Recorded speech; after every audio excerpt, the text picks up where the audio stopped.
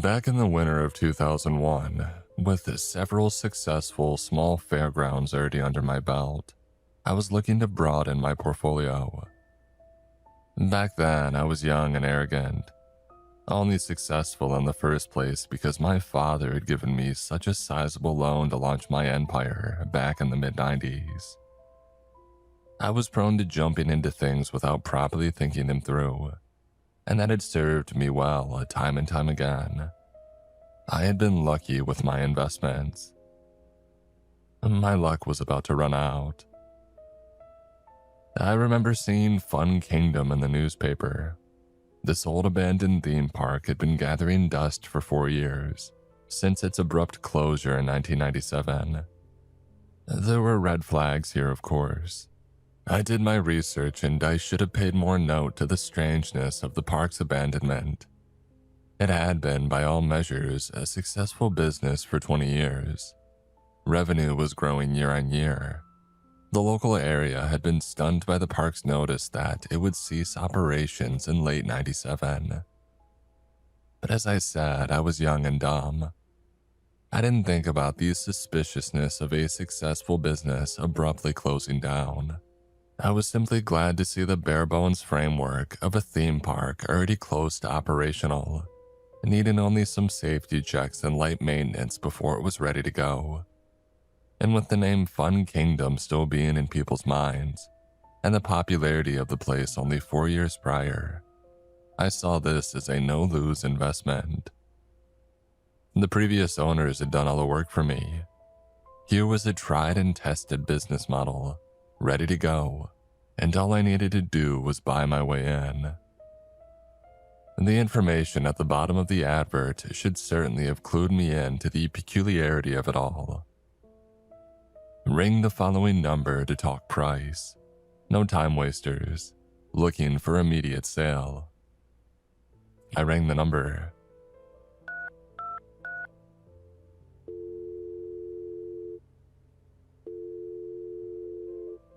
A man answered. Herbert Smith, how may I help you? Hi, I said. My name is Fred Langley. I'm calling about the ad in the paper for Fun Kingdom. I'm an interested buyer. Fantastic. Would you like for me to arrange an appointment between our lawyers? But I wasn't a complete fool. Well, before all of that, I was wondering whether I might be able to book a viewing of the park itself. There hung a few moments of silence in the air, heavy, and then Herbert sighed. Did you read the advert, Fred? I did. So you saw the part about an immediate sale. This was strange, even to an investor as young and inexperienced as me. Well, yeah, I saw that, I said. But... And no time wasters. Well, yes, I saw that part too. But surely you understand why I would want to actually view the property before we talk contracts. I mean, I need to know what I'm actually buying. You wouldn't buy a house without viewing it first, would you? All I have to go by is the text. You didn't include any pictures in the... All right. Herbert interrupted. He sounded beyond frustrated. His earlier relief at my having called at all was long gone. I should have hung up the phone there and then. Fine. We'll arrange a viewing at Fun Kingdom today. I raised my brows. Today? He sighed. Oh, for the love of... No, today's fine, I said. Why was this dude being such a tool? I was just shocked that you could squeeze me in so soon. How does 2 o'clock work for you? He asked. The sun will be setting soon. We'll want to be quick. Sure, that gives me about a half an hour to drive over. I'll see you then. Right. And we'll talk contract while you're there. I didn't want to tell him that this was all a little premature, as I'd already been scolded for time wasting once, so I simply opted to say nothing, and the man hung up the call. I let out a long breath, realizing that I had been holding it for a few seconds. I had never had such a struggle with business dealings in the past, but I reminded myself that my other fairgrounds, bought with Papa's money, had all been small fry. The dealings had been simple because there wasn't much to the land and the equipment involved. Fun Kingdom, on the other hand, was a large theme park. I had been there as a kid with my father, and it had blown me away. This would be by far the biggest investment that I had ever made, and it would take my empire to dizzying new heights. I was sure of that. I was willing to swallow my pride a little and deal with this grouchy old curmudgeon, Herbert Smith, just to get my hands on Fun Kingdom. And then again, he was the one who sounded desperate. His frustration was coming only from the fact that I wouldn't sign the contract sooner, wouldn't sign it without question. It was beyond bizarre to expect an investor to buy property without even viewing it. These were the early days of the internet, so there wasn't even a Fun Kingdom website to view, to get a good look at the current state of the place. I had seen it back in its heyday, but I knew that it wouldn't be quite in the same condition after 4 years left to gather dust. I wanted to see whether it fit the bill before rushing into a decision, even though I was fairly certain that I would still buy the property, even if it were a run-down and ramshackle mess. The inspection was more for the sake of maintaining my image as a serious buyer in truth. I was more than happy to rush through the proceedings and sign on the dotted line. I'm glad I didn't.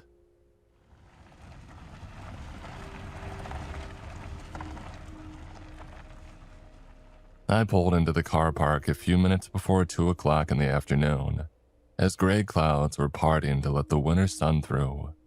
That was a good omen, I hoped. And the sun was starting to climb down from the sky, casting long shades from the tall castle walls, bracing either side of the wrought iron gate, above which Fun Kingdom was spelled in bold, rusting letters. And despite me being early, Herbert was already impatiently tapping his foot against the weed-ridden tarmac of the car park, arms folded as he waited for me to park up and get out.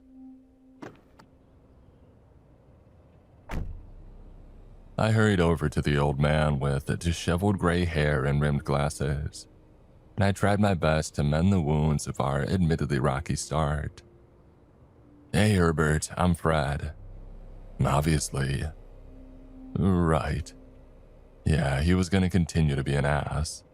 Best to just get through this as painlessly as possible," I decided. "So, shall we take a quick look around?" I asked, putting the emphasis on quick. And Herbert seemed to like that, as his sulk very nearly curled up into a smile, but stopped at a horizontal line. I would take that as neutral and nonchalant was better than grouchy. "This way," he said, motioning with a hand as he led me over to the gate. He fumbled with a set of keys and thrust one into the padlock.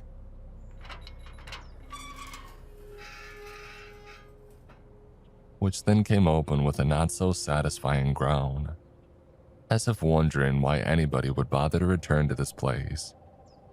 And it was, I quickly realized, in a dire condition. The car park was the precursor. The entrance to the theme park was all cracked past, spilling out weeds and moss and boarded-up concession stands. The dodgems were vandalized with graffiti, featuring a number of creative expletives from youths who had broken into the theme park over the years. The wooden roof of one stall had crumbled inwards, perhaps in one of the heavy storms that we had the year prior. "Oh, it just needs a bit of TLC," Herbert said, hurrying me along the weed-ridden path. "It really is a steal. We're only asking for $50,000. And that perked me up. I had surely misheard him. $50,000. Yep. As a deposit, I asked. "No, that's the total sum. $50,000 and the entire place is yours." "The whole park? That doesn't sound right, sir." "Well, it is," he said, coming to a stop outside the walls to the inner castle, which had always been one of my favorite sections of the park. It was home to terrifyingly tall roller coasters and the ghost train and even jousting shows. But Herbert didn't seem keen to go any farther. "So does that mean you're ready to sign? I have the contracts in my car ready for you to look them over, and we could arrange for our lawyers to meet up in the evening." "No, just slow down," I said again, raising my hands. "I'm not going to be able to get my lawyer involved at such short notice. Tomorrow maybe if I give him a call." Herbert groaned, and so I continued. "I'm not wasting your time. I promise, I just want to do this properly." The old man frowned but nodded. "Fine, tomorrow, just as long as you're not messing around. I've had too many people mess me around over the past few years, pulling out at the last second." I finally asked a sensible question. "Why do you think that is?" He narrowed his eyes, as if beside himself that I would even ask a follow-up question. "Why do I think that is? Because people are unreliable. Why do you think this place closed down in the first place? It had everything going for it. We had everything going for us. And then one person complains and, well, I'm sure you saw all that nonsense in the paper back in '97. In all honesty, I didn't. And I was confused to see that this place had shut down. I used to love it as a kid." Herbert perked up at this. "Well, that's because Fun Kingdom was the greatest theme park in the country. And maybe it will be again with you at the helm. I assume you're wanting to keep it as a theme park." "Of course." "Good. That's good. But..." I was scared to ask, as it was nice to see Herbert temporarily in a good mood. But his temperament fluctuated with the weather. The gray clouds had returned, and we were nearing that time on a late winter's afternoon at which the scarce sunlight was doing nothing to light the way. The old man took out his torch and flickered it on. "It gets so dark at this time of year," he said, and then he frowned at me. "You were going to say something. You mentioned the park shut down because of some nonsense.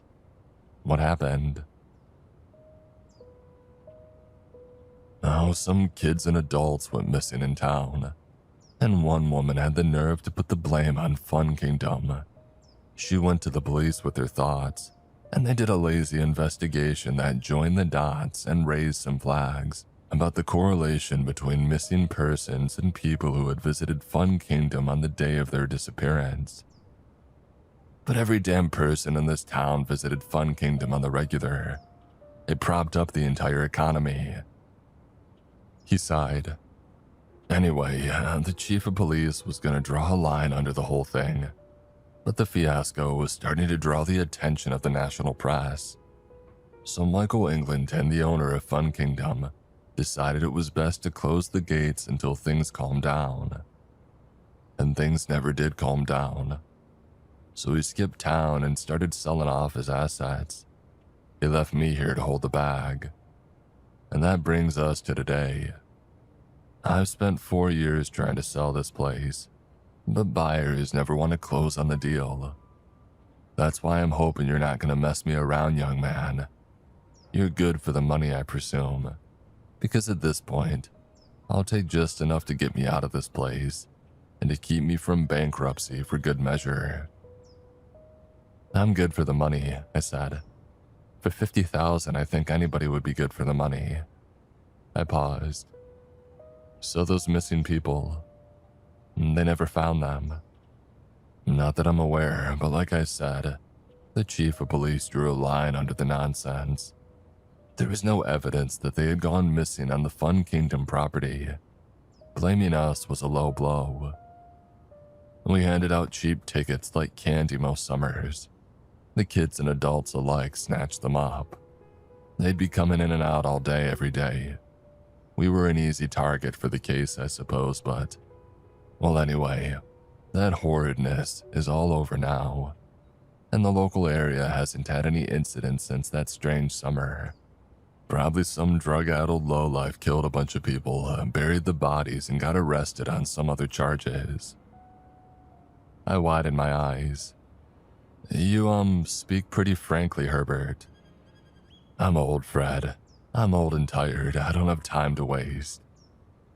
No, you've made that rather clear by this point, I thought to myself. But I kept my comments to myself, because I seemed to be making a bit of headway with the man. He had softened. He had answered my biggest question about why the park shut down, and I was convinced that there was nothing to worry about, given the police had ruled out foul play on the Fun Kingdom property. It would perhaps take a little bit of PR work to fix the brand's image and get people back through the gates, but I imagined that it could be doable, as long as no nut jobs came out of the woodwork to blame the park for those unexplained disappearances from 4 years ago. I'm not here to waste your time, Herbert, I promised. I'm still interested in the park. Sounds to me like that ugliness from 4 years ago was a whole load of nothing. The old man smiled. Too right. Now should we head out? I can give you a copy of the contracts to look over, and we'll get our lawyers into the office tomorrow. Sure, but do you mind letting me have a quick peek inside the inner castle first? I used to love it as a kid. Herbert looked unsure for a moment, but my smooth talking had worked, because the old man nodded, and uncharacteristically for him, he didn't chew my ear off for daring to want to actually inspect the property. A little bit of flattery and a slight white lie could get a man anywhere. I had learned that over the years. The man fished out his keys and took us over a drawbridge over an empty moat that used to be filled with water, but was now filled with smashed liquor bottles and even a rusting shopping trolley. He then unlocked the second set of gates, which took us into the inner castle.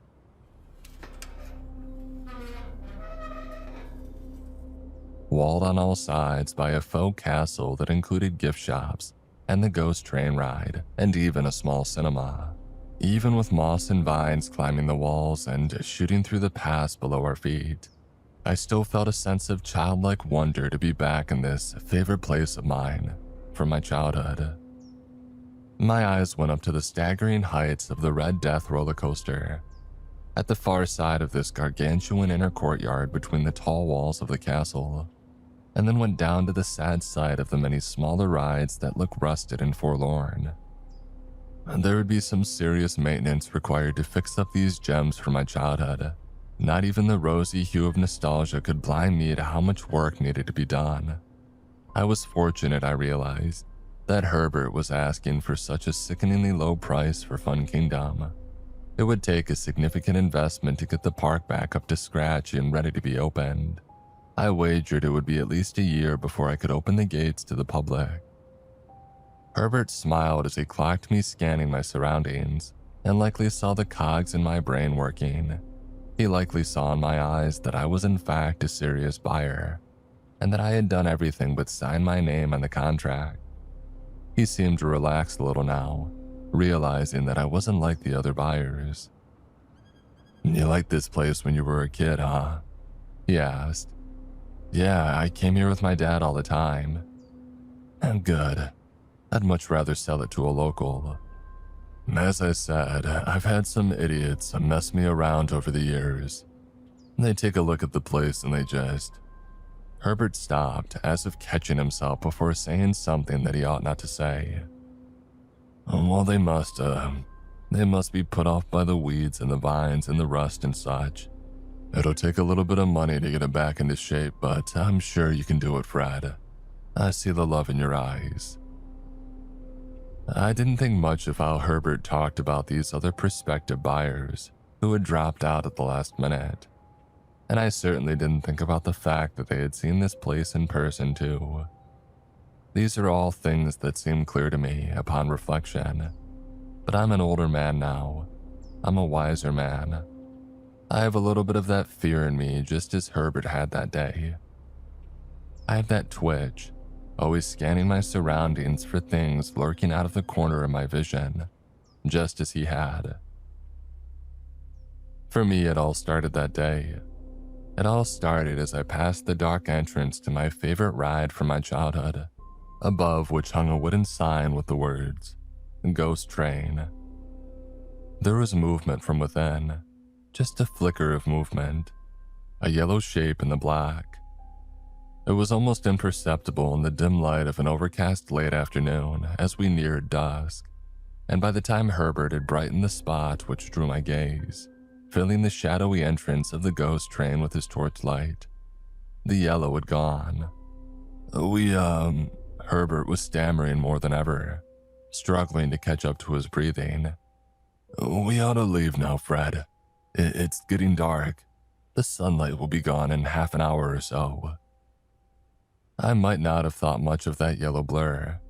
I might have chalked it up to my eyes playing tricks on me. It could have been the reflection of Herbert's torch glow catching something. It could have been any myriad of things.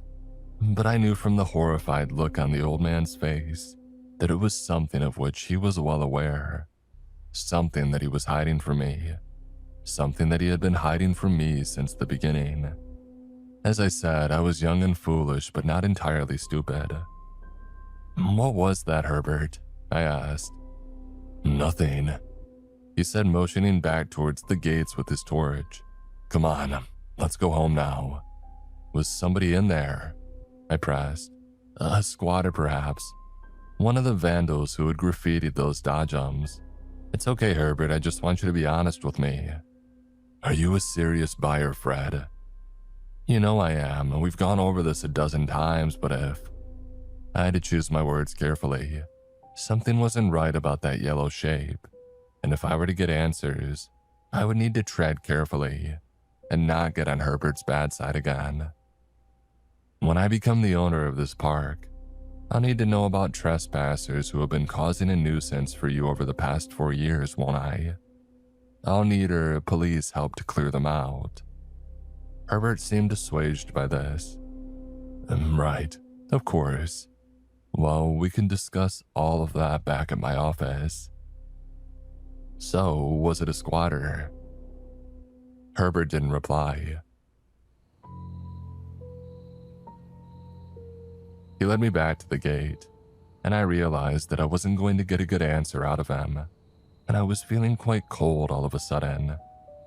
The wind hadn't really picked up, but some instinct of mine had. I had ignored all the stories that Herbert told of the park's past, and I had ignored the rundown nature of the property. But I couldn't ignore this. That yellow blur.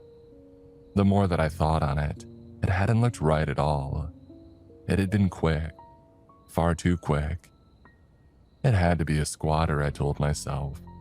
And if Herbert had answered me, I would have believed that. I would have been persuaded.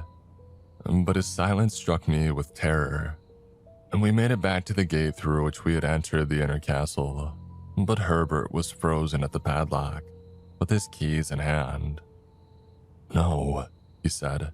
No. No what? What's wrong?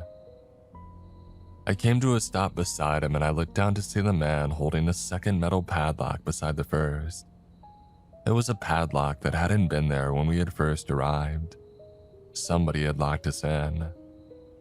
Is this a joke? I asked.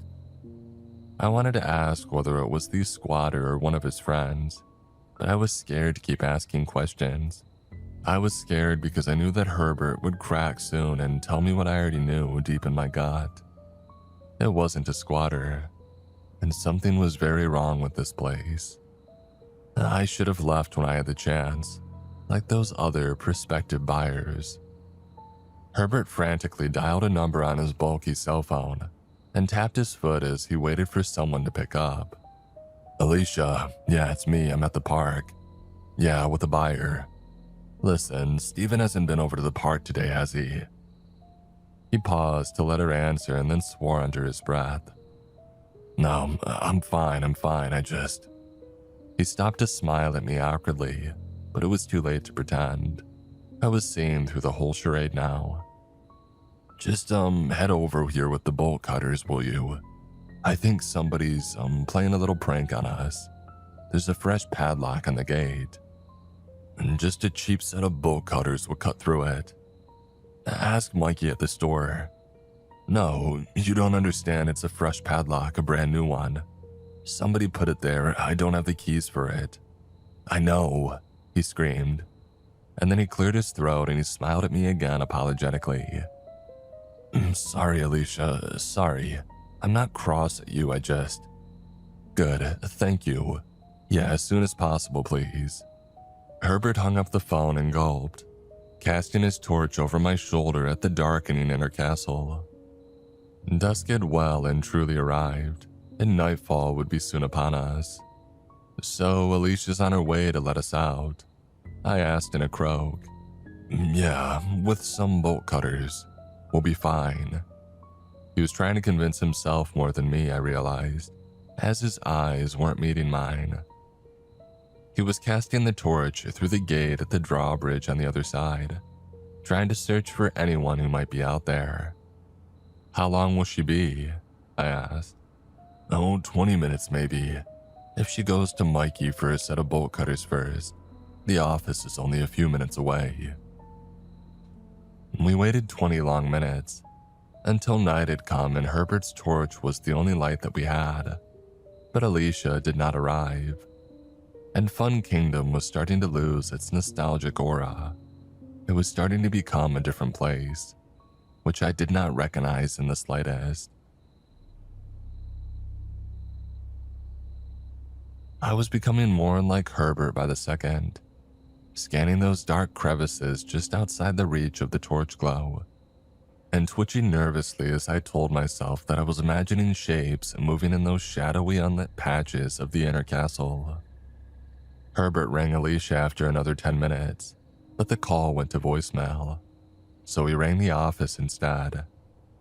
Hey, Steven, there you are. Where's Alicia? A long pause and his wide eyes said it all. She's not here. Right. So she got the bolt cutters from Mikey, but... Are you sure she said that she was coming here? Maybe she had an errand to run first. And then he was shouting again.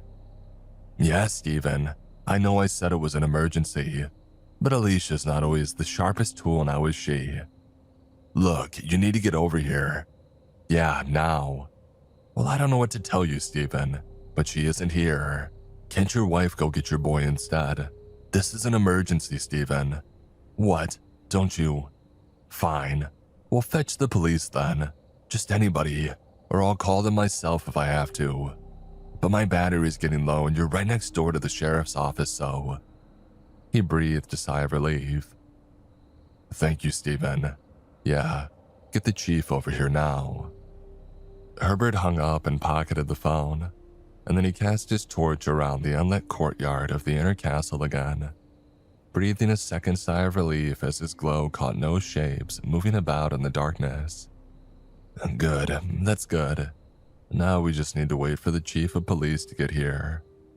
What happened to Alicia? I asked. I don't know. Herbert snapped at me, and then he regained his composure. Sorry. I'm sorry, Fred. I was starting to lose my patience with the man. I mean, surely this gate isn't the only way out. We can't be walled and gated in. Well, we are. I guess you'll need to get this place up to code when you take over. And when I take over, I murmured. Sure. There was no chance that that was going to happen anymore. Some use had locked us into the inner castle, and now Alicia wasn't picking up her phone, despite having told Steven that she was heading here. So my mind was racing with possibilities. Horrible, horrible possibilities. What was the yellow shape that I had seen in the darkness? Tell me the truth, Herbert, I said. I think I deserve that, don't you? You're not telling me what we saw on the entrance to the ghost train. Herbert surprised me. He didn't shrug off my question this time, or at least he didn't shrug it off in quite the same way. It's best you don't know, he admitted defeatedly, giving up once again on his dream of convincing a prospective buyer to sign the contract for Fun Kingdom. All you need to know is that we're not safe here, and we should be hoping that Chief Jameson is already on his way over here, because we're running out of time. I frowned. Running out of time? Look, you're afraid of these squatters, and I'm afraid of them too now. So let's put our heads together. Let's think. There must be some other exit. There isn't. I don't mean an official way out, not a fire exit or something. Just come on, we could go into the castle walls and shimmy down into the moat from one of the windows or something. I laughed. Of course, then we would be stuck in a moat. Well, there is a drainage tunnel that cuts back out to a nearby road. Herbert frowned. But that sounds dangerous. And you just said that staying here was dangerous. So which would be worse? Waiting for the chief or trying to make our own way out? The old man was getting quite flustered now, looking around as if something might be in the shadows. Yeah, all right, let's head inside. Just stick close to me in the light. And be careful. I nodded and led the way to the door to the gift shop, and into the castle we went. Once he had cast his light around at the aisles and we had seen no squatters were in there, the old man seemed a little more at ease. I certainly felt better inside. With castle walls to protect us, what fears should we really have? I was shocked, of course, that there were no fire exits or doors that let us out other than the main gates. I made a mental note that it would be one of the first things that I would fix, and then I reminded myself to wake up, and that I couldn't possibly be moronic enough to invest in such a dangerous place. Hopefully Alicia was okay, and hopefully kids were just pranking us. But hope didn't settle me. I knew the truth. I knew something was not right with Fun Kingdom, and with the setting of the sun, I saw that it was not the place that I had come to love in my childhood. I understood why Herbert had been so keen to hurry me out before the antics began. Squatters, I told myself again as we worked through the gift shop, lit by Herbert's torch.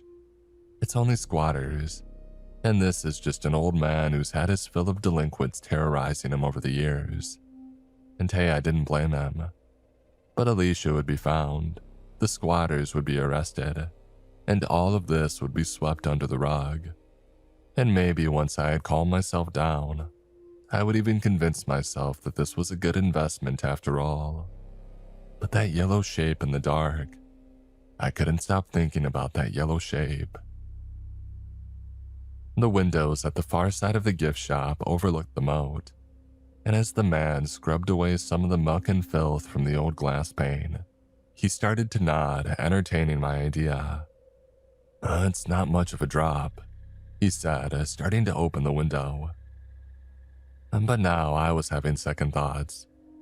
Hey, maybe this is a dumb idea. The chief will probably be here in a minute.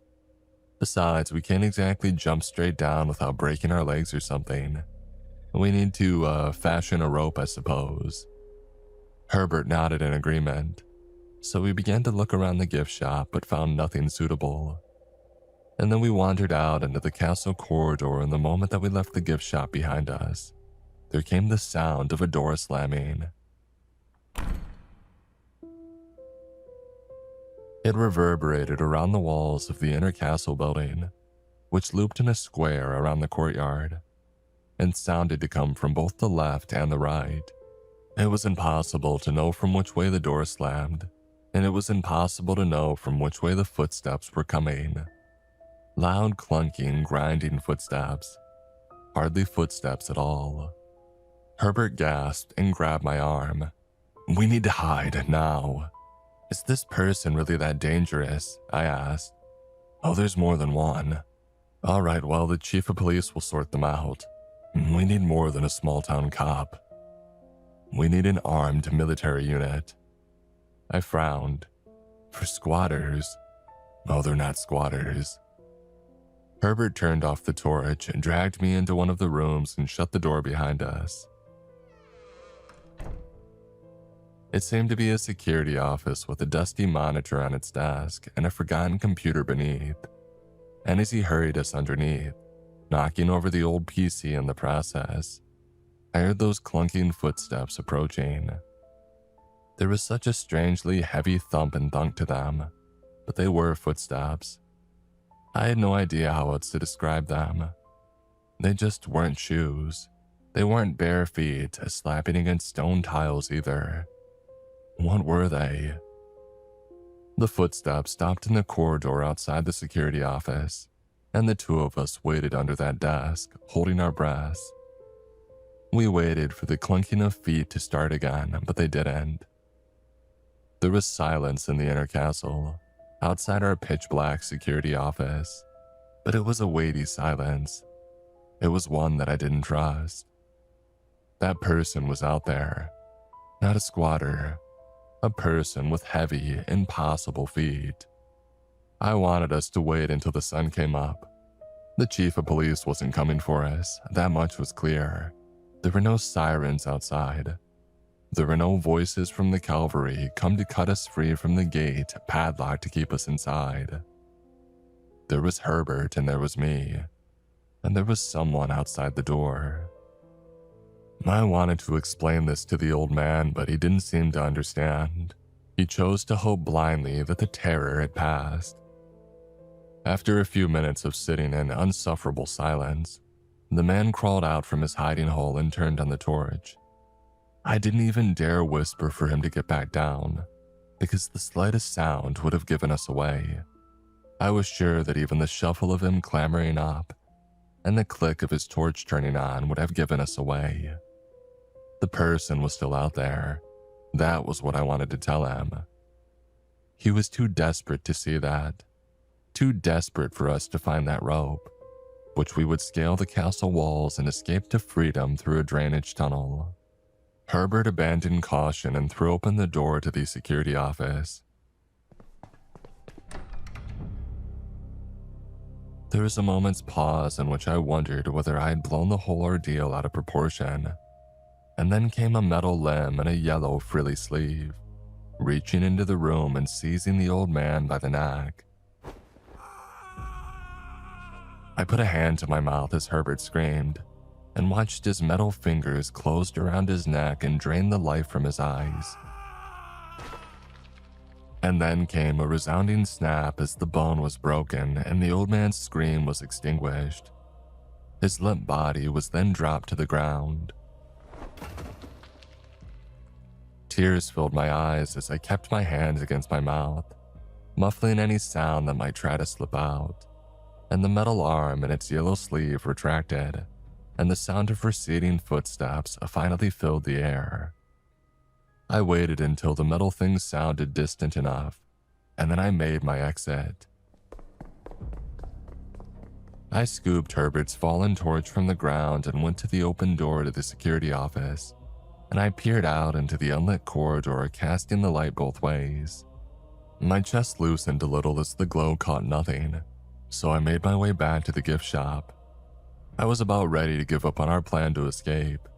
I was about ready to go back into the courtyard and try my best to scale that wrought iron gate, as impossible as that would have been. There was a slight gap between its top and the stone castle wall, so I told myself that that could have given me a way out, and maybe it could have. But I didn't make it a single step into the courtyard. In the open doorway between the gift shop and the outside world was a young woman in a yellow sundress, only she wasn't a woman at all, and I realized that I had recognized her from my youth. I recognized her from the ghost train ride.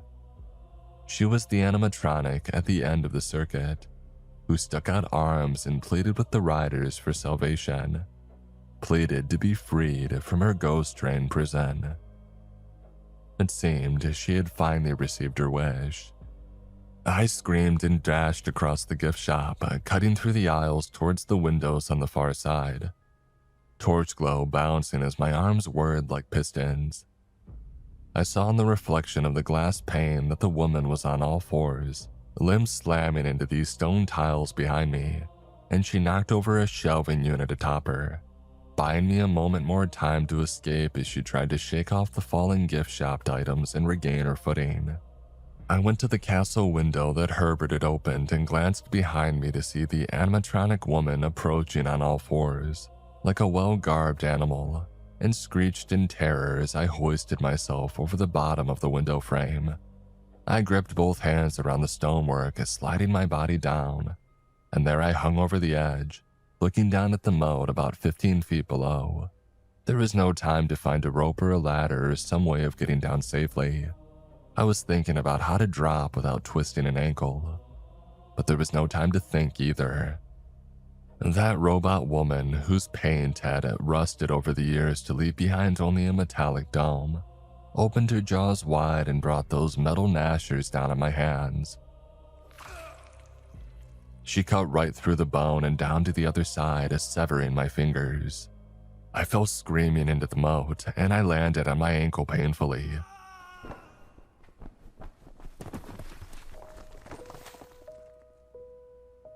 Rolling over onto it and then falling to my side. My entire body was throbbing in excruciating agony, and even then, only adrenaline kept me from fully appreciating the level of pain which truly riddled my entire body. I had to survive. The thing in the yellow dress was above me, looking down at my mangled form at the bottom of the drained moat, and likely licking its metallic lips in hunger, wanting more of me than just fleshy digits. With a mangled hand and left ankle and a torch gripped loosely in my right hand, I hobbled my way around the moat, and I found the grate to the sewage drain. I felt a surge of relief that the grate was not bolted to the wall. It swung open with a light pull, but then came the smash of glass and the thunk of something large and metal landing in the moat, just around the corner from view. I realized that the torch would only draw it to me, so I dropped it at the entrance to the tunnel, and I made my way into the pitch black, pursued by clunking footsteps. It was 100 yards to the street. The street lamps marked the hole at the end, where the tunnel went out into a river, and a grassy embankment would take me up to the road. Just 100 yards, no distance at all. But tiptoeing through the dark with the clunks of an approaching beast scouring the black for me made those 100 yards feel more like 1,000. I clung to the walls, I crawled on the floor, I zigged and zagged and held my breath, and I used every tool at my disposal to remain hidden as the metal creature got right at my heels. And then I made it. I was out in the river. I looked back to see a blank metal face staring at me from the dark of the tunnel, and then they slipped back into it. I never contacted the owners of Fun Kingdom again. I never contacted the police. I never went back to the town. I ran and never looked back.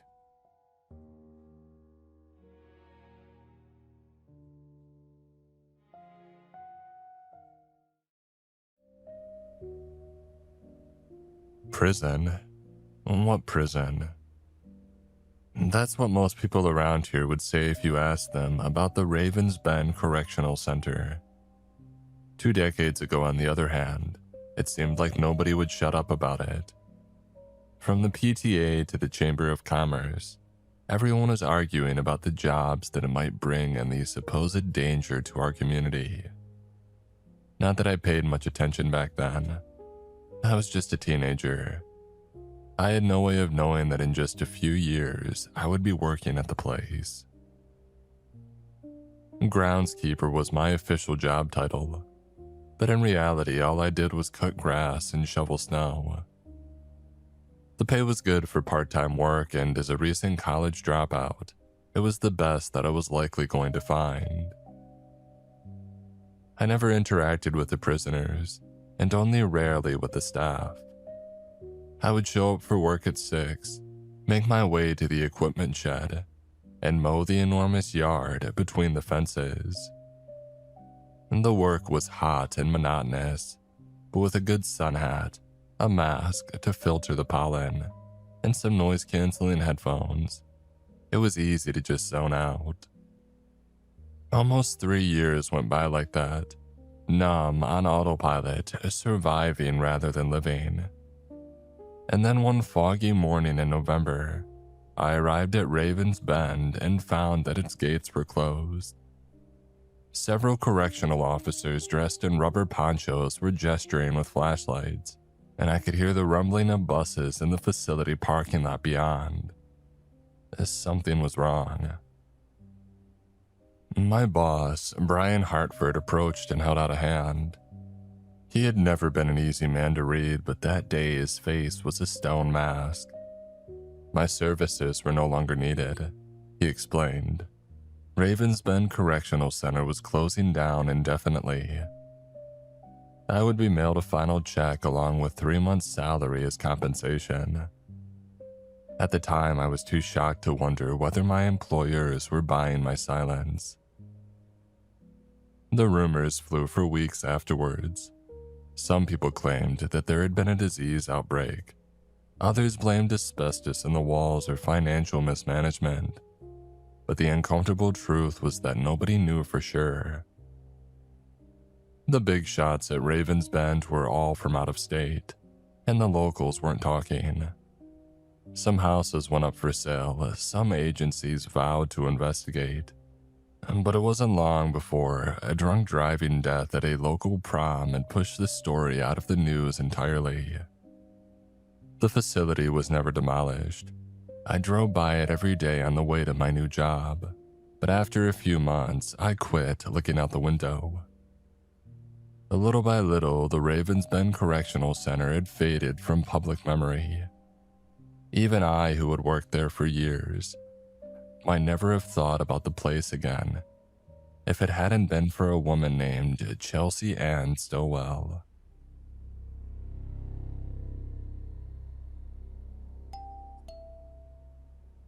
I got a bad feeling from the moment that I heard the doorbell ring.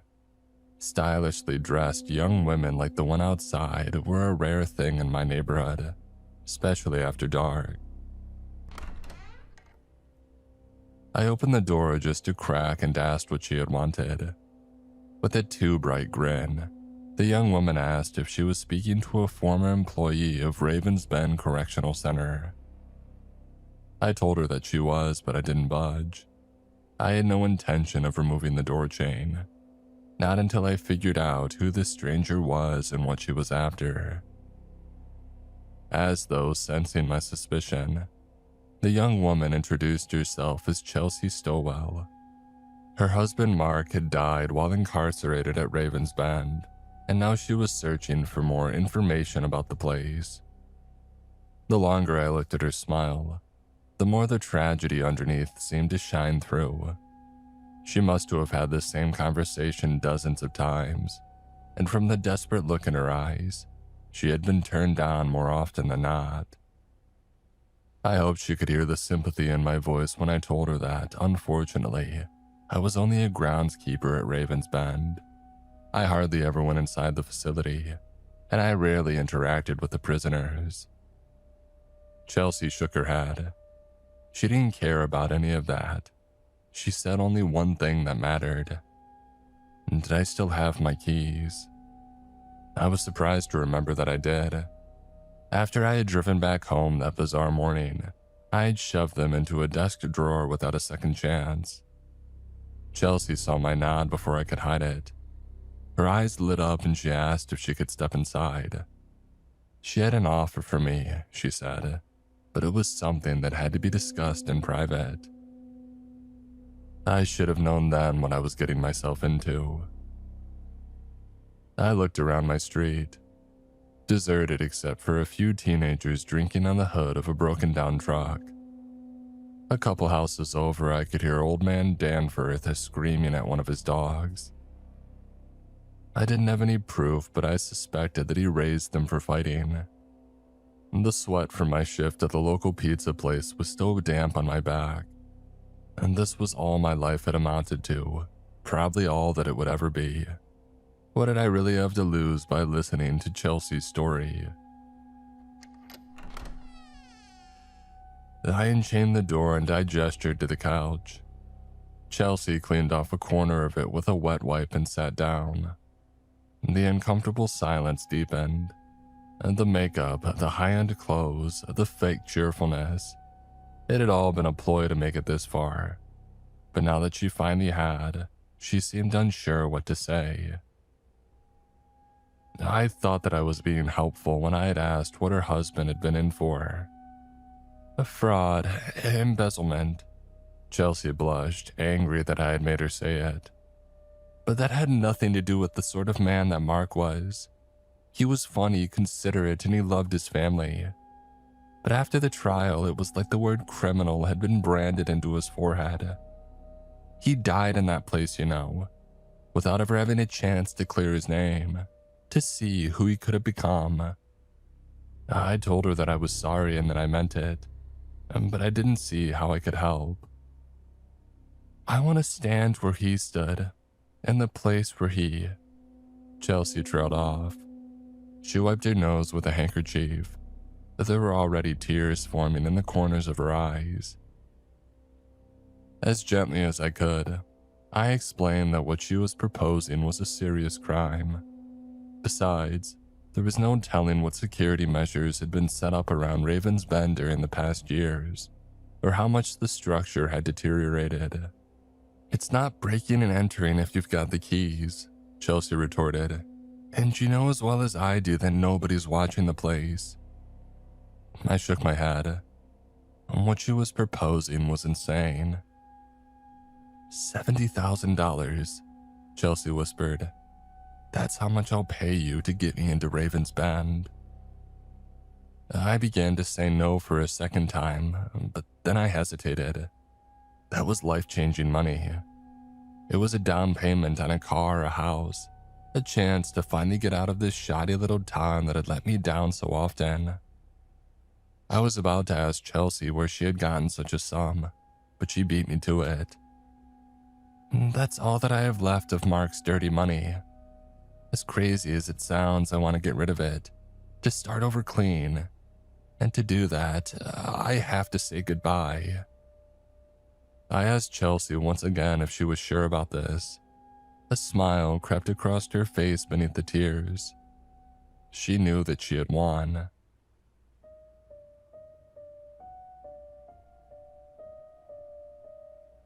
After she left, I did a little digging of my own. I discovered that Mark Stillwell had been a real estate developer who had made a fortune cutting corners and making impossible promises, and barely any of it was recovered after his arrest. I also learned that Mark hadn't been the only one to die at Raven's Bend Correctional Center. 3 inmates had been stabbed to death during a gang riot the year after the place had opened, and another was found hanging in the laundry room under mysterious circumstances. There was a guard as well, Officer Thaddeus Williams, who was felled by an aneurysm while on duty. Curiously enough, Officer Williams' death had come just 3 days before the complex was closed down. None of it seemed particularly out of the ordinary.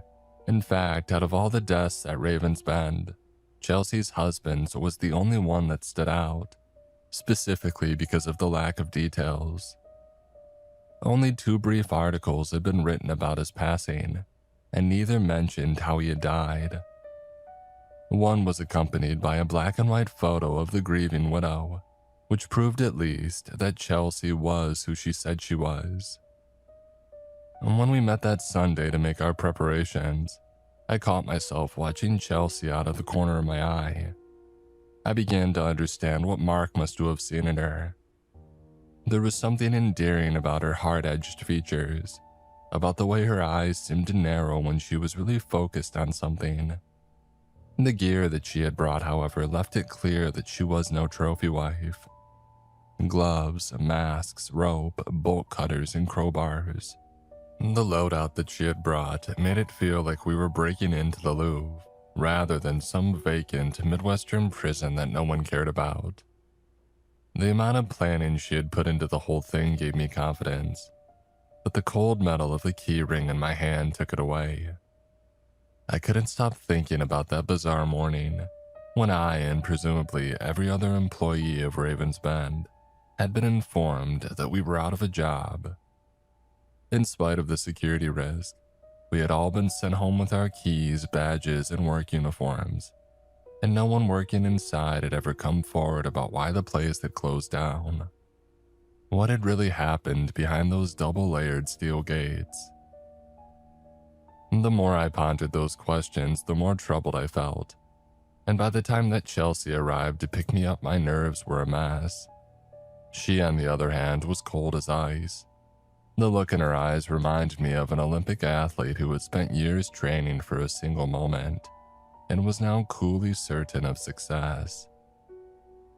The key ring jangled in my pocket like an omen as I climbed into her passenger seat, and we didn't talk. So late at night, the small town roads were nearly deserted. Only once did I spot a dark, gaunt shape, a deer maybe, slinking back into the undergrowth. There was nothing but fields and forest around the Ravens Bend complex, so we parked at the nearest possible place, a shuttered general store a few miles away.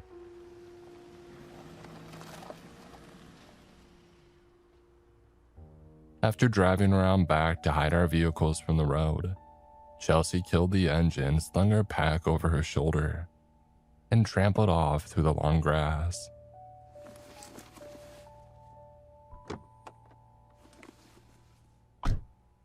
She didn't look back to see if I was following.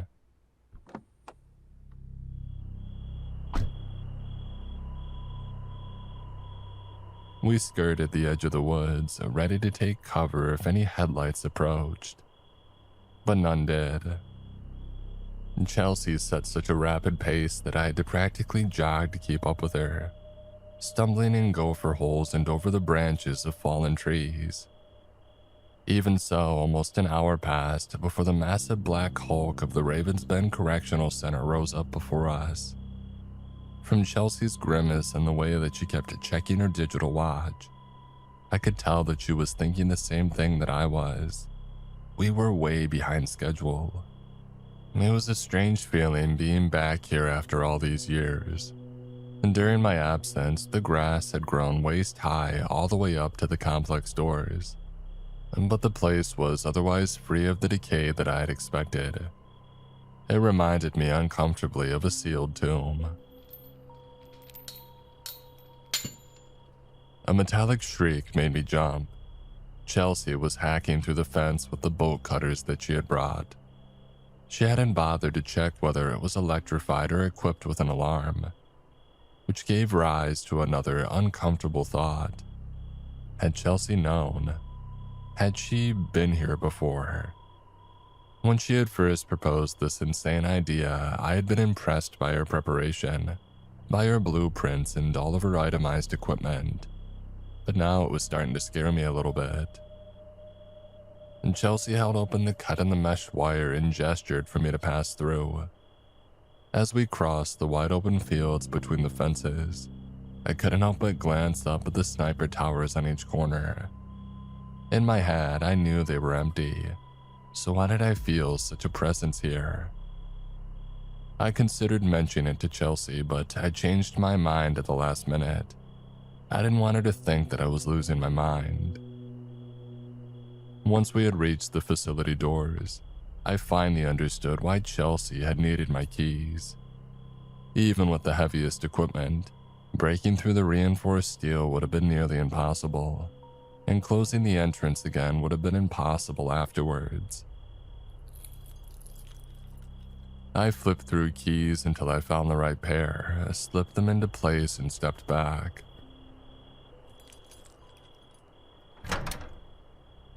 I took a deep breath. I didn't want to unbolt those locks, I realized. I didn't want to see what was on the other side.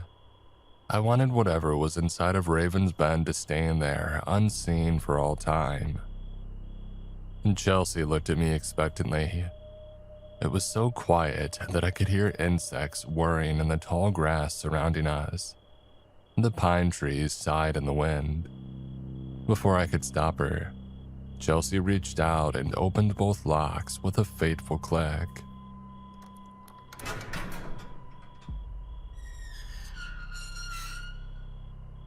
The thick metal door swung open, revealing a wide, unlit corridor that, after all these years, somehow felt unfamiliar. Just as with the exterior of the structure, all signs of deterioration were eerily absent. There was no dust, no rat droppings or cobwebs. It was like the place had just been holding its breath, waiting for us. As we crossed the threshold, I noticed a series of holes in the floors and walls. I remembered the tour that Mr. Hartford had given me the first day. How he had explained that in the event of a lockdown, wrist-thick bars would emerge to pin the doors in place.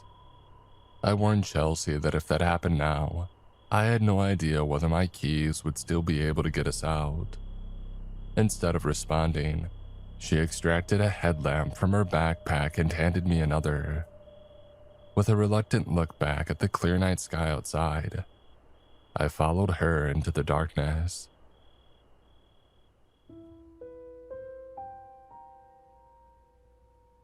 With its white-tiled floors and wide corridors, Raven's Bend looked more like a high school than a prison, at least until we got to the first cell block. The riot control gates had been left standing open, as had most of the cells. All of the furniture was still in place. I spotted some balls of crumpled paper on the floor, and a blue plastic lunch tray with a single long evaporated cup of coffee in one corner. The trash bags were still half full. Where had everyone gone in such a hurry? Chelsea paused several times to study the blueprints that she had brought, but for the most part, our route through the facility was straightforward. Neither of us spoke. We barely knew each other, and even the squeak of our footsteps on the yellowed tiled floor felt too loud. I suppose that Chelsea's thoughts were with her husband, reliving the times that she had visited him here, imagining what life must have been like behind bars.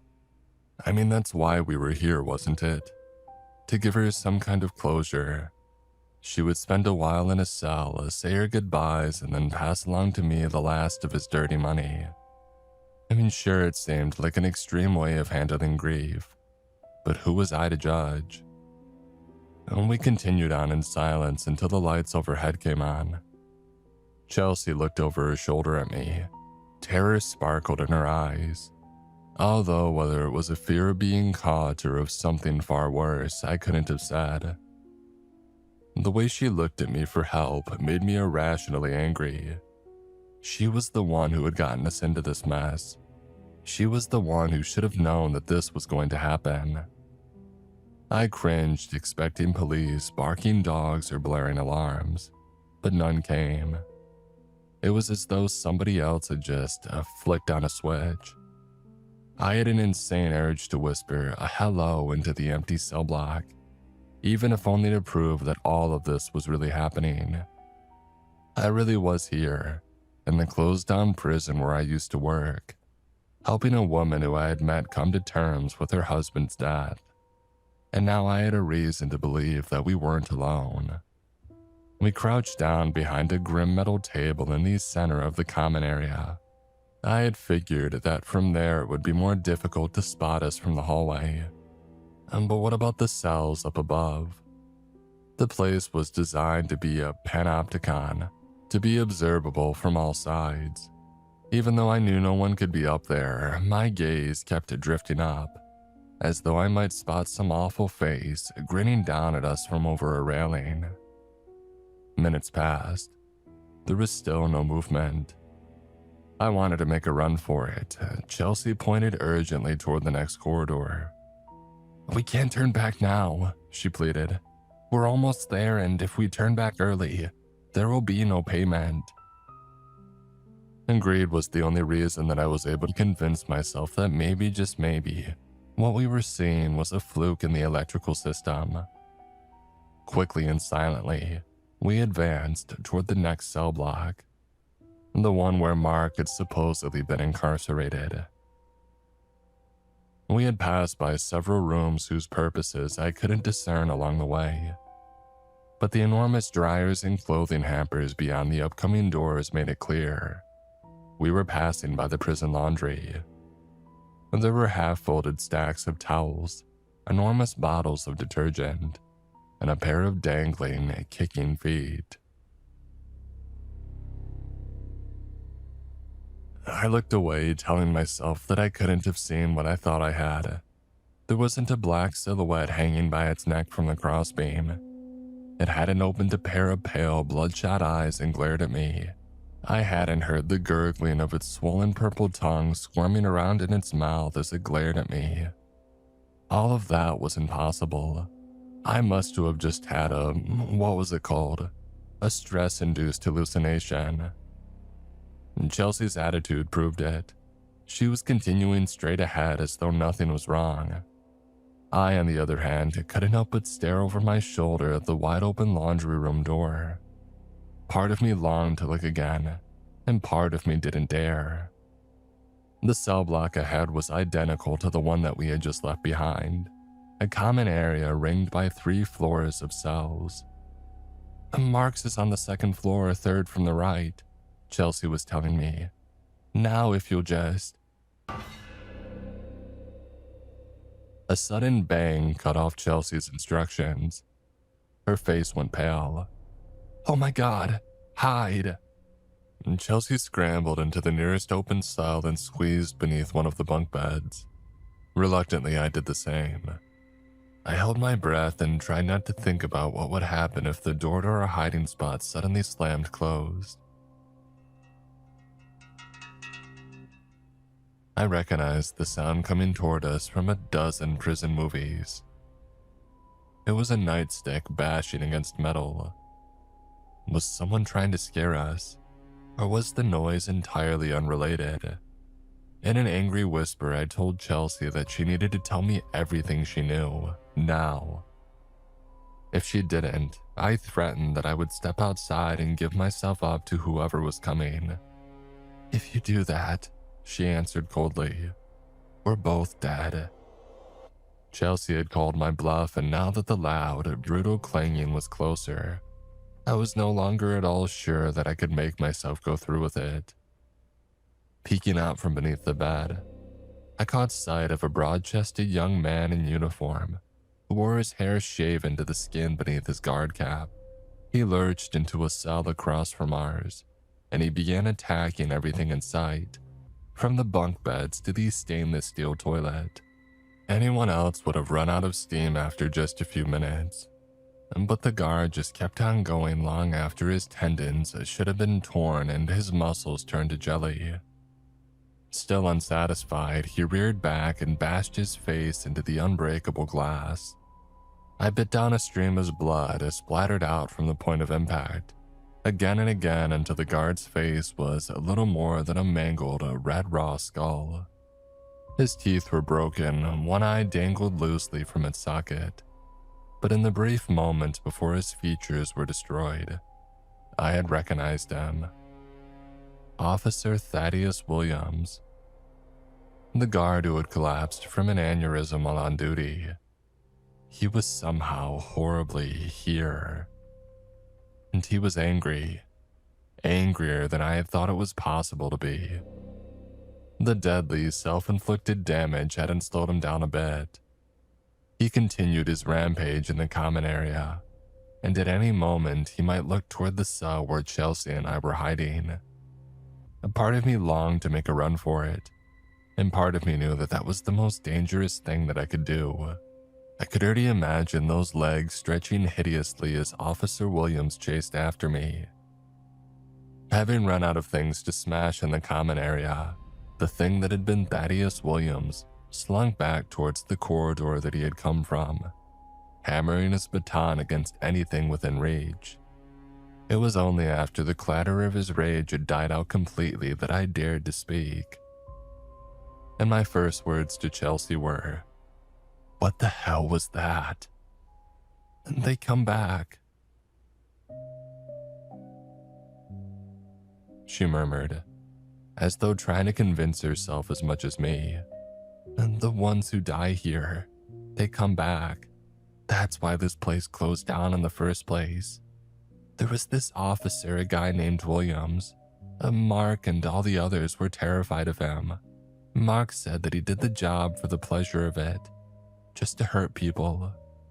The higher-ups didn't like to talk about it, but Williams actually died while attacking another inmate, in that cell right across from us. Imagine dying like that, with all that hate in your veins. Imagine what it might turn you into." The whole thing would have sounded insane if I hadn't seen it with my own eyes. Now our break-in finally made sense. Chelsea hadn't just come here to pay respect to her husband's memory. She was actually hoping to meet him.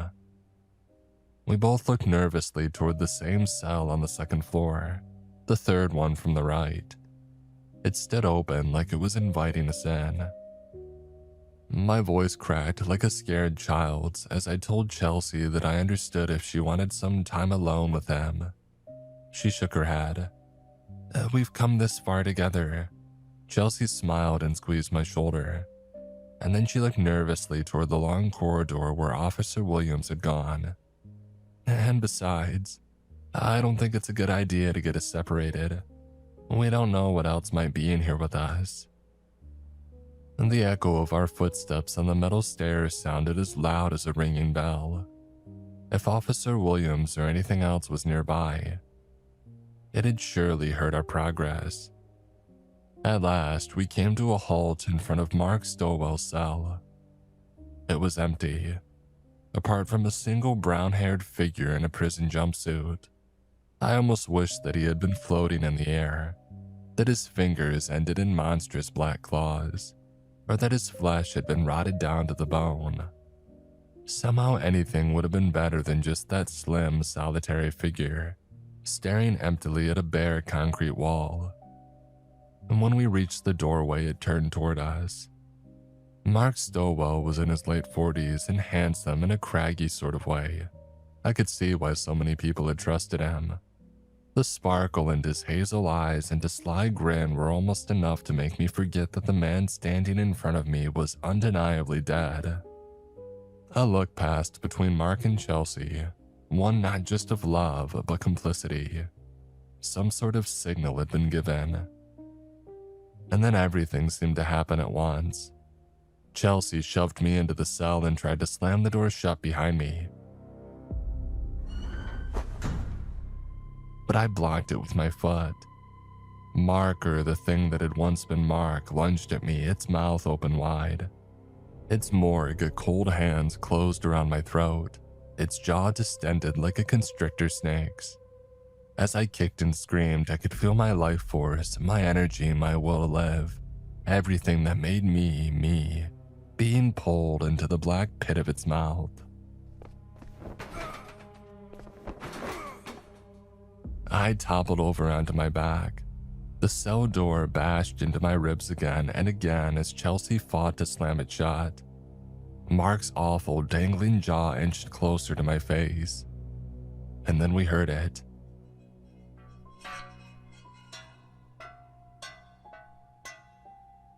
The steady hammering of Officer Williams' nightstick, getting closer with each passing second.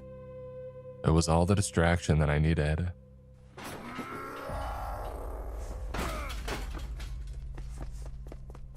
Mark let out an inhuman howl of rage and hunger as I wiggled out of his grip. Chelsea shrieked and tried to trap me with the door for a second time, but she was too late. I was already free. Out of the corner of my eye, I could see Mark bounding after me on all fours like some sort of horrible dog. "Hurry, baby," Chelsea hissed. "He's coming." I threw myself down the stairs, crashing into one railing after another. I sprinted madly down the first corridor that I came to, only to realize that I was going deeper into the facility. It was too late to turn back now, however. Chelsea and Mark were closing in, and Officer Williams' Revenant wasn't far behind. I skidded through another cell block. My breath came in ragged gasps and I was seeing spots. How long had it been since I had run so fast or so desperately? At last now I understood why Chelsea had wanted me to come with her. It wasn't just my keys and badge that she had wanted, it was me. She needed me to be some sort of sacrifice that would give life to her husband. For all I knew, she had been inside of Raven's Bend before. And for all I knew, this was what she had planned from the beginning. If I ever got out of this, maybe I would find that several other former Raven's Bend employees like myself had disappeared lately.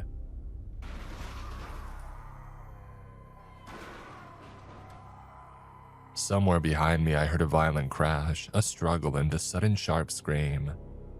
Officer Williams had caught up with Mark, and from the sound of the fight and Chelsea's scream, the results were brutal. I would never get a better chance to find a hiding spot. But where could I go? If the dead had truly walked these empty halls until dawn, what chance did I have of staying undetected?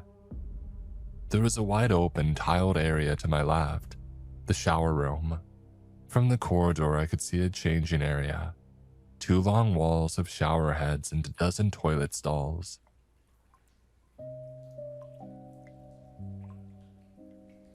Apart from the slow, steady drip of water, there was no sign of movement in that labyrinthine space. It was perfect. I would be able to get out of the way of whatever was approaching without cutting off my own escape. If the pursuer got near, I thought, at least there was more than one way out. I pressed my back against a wall and fought to calm my heaving breaths. I was surprised to find that the tile was damp.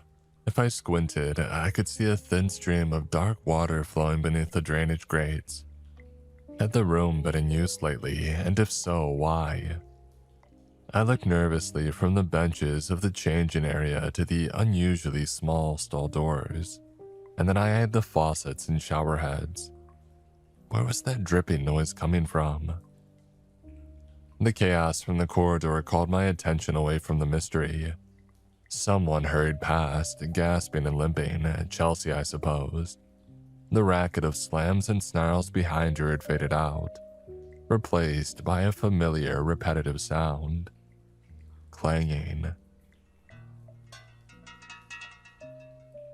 Mark must have thrown himself at Officer Williams to give Chelsea a chance to escape. In spite of what they had tried to do to me, I had to admit that they must have really loved each other. But it hadn't made any difference. Officer Williams' uncannily quick marching steps were closing in on Chelsea, and the next blow from the nightstick impacted with something very different from a metal bar. There is a crack and a squelch, like a melon breaking open, and then an awful tearing noise that I couldn't bring myself to describe. Chelsea never had a chance to scream. When it was over, Officer Williams resumed his marching steps, pausing only to unleash his rage on the gates and furniture. I was faced with a terrible choice. Raven's Bend was a rectangular structure, and unless I was mistaken, the shortest way to the exit was now straight ahead, the same path that Officer Williams had taken. My only other option was to risk backtracking past Chelsea's mangled remains, Mark's cell, and the thing hanging in the laundry room. For all I knew, I still might come face to face with Williams anyway, as he continued his eternal patrol. I took a deep breath and decided to press on. I peered around the corner of the tile wall to make sure that the coast was clear. And there they were, 3 figures in prison jumpsuits. One held a shiv, another a length of pipe. The third was armed with the jagged edge of a broken lunch tray. One of the headlines that I had read flashed through my mind. 3 killed in riot at Raven's Bend. While I had dithered and debated which way to go, they had been tiptoeing closer. And didn't even hear us coming. The one with the shiv chuckled, twirling the little blade between his fingers. Yeah, looks about ready to piss himself. The one with the bent pipe added. His jumpsuit was riddled with bleeding holes. The man holding the sliver of lunch tray made a hideous gurgling sound, and I realized that his throat had been roughly severed, probably with the same improvised weapon that he was holding. The falling droplets fell onto the shower room floor. That was the noise that I had been hearing. I took an unconscious step away from the bloody trio. Be still, the shiv man warned me. We can make this hurt a little, or we can make it hurt a lot. His jaw dropped low just as Mark's had. I could feel my energy drawn toward the black pit of his mouth as though pulled by an invisible tide. I ran. "Hold him," the shift man snarled. I vaulted over a changing room bench and took off, ignoring the curses and inhuman gurgling behind me. My lungs burned from the effort. One cell block and one left turn, I told myself that was all. If I could make it that far, I could slam the door on this nightmare forever. Slam the door. Wasn't that what Officer Williams had been bashing his nightstick against? The bars of the gated doors that separated the cell blocks. There was another one just up ahead. They had to have been left open during the evacuation or whatever it had been, but my old manager had warned me about those gates and how they locked automatically if closed.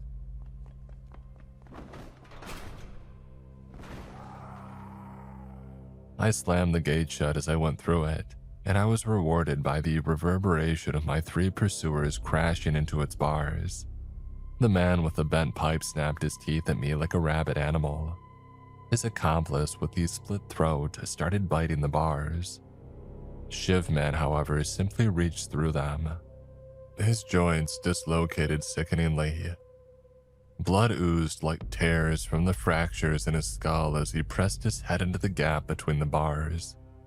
His body was breaking, but he was pulling himself through. I had slowed them, but not for long. I barreled blindly onward. I crossed the final cell block and put 2 more gates between myself and the frenetic footsteps behind me. To my left was the way out into the exercise yard.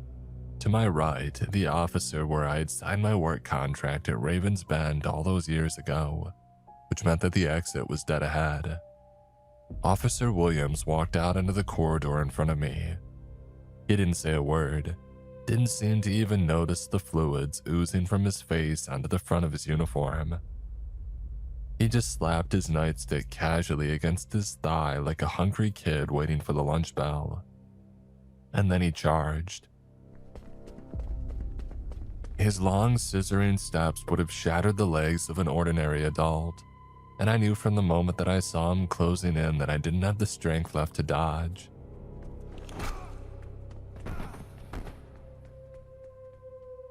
His nightstick collided with my kneecap. I heard the 6th snap before I felt the pain. The agony was blinding. I dropped to the floor, cradling my leg, and I saw Williams' polished boots continue past. It was clear where he was going, toward the 3 figures in jumpsuits that had just pulled their broken bodies through the final gate. I groaned, rolled onto my stomach, and crawled toward freedom. And behind me, the sounds of violence echoed through the empty prison like a cannibal concerto. While the restless spirits of Raven's Bend fought one another, I fumbled with the keys. I bit my own wrist to calm my shaking hands as I jammed them into the double lock and twisted.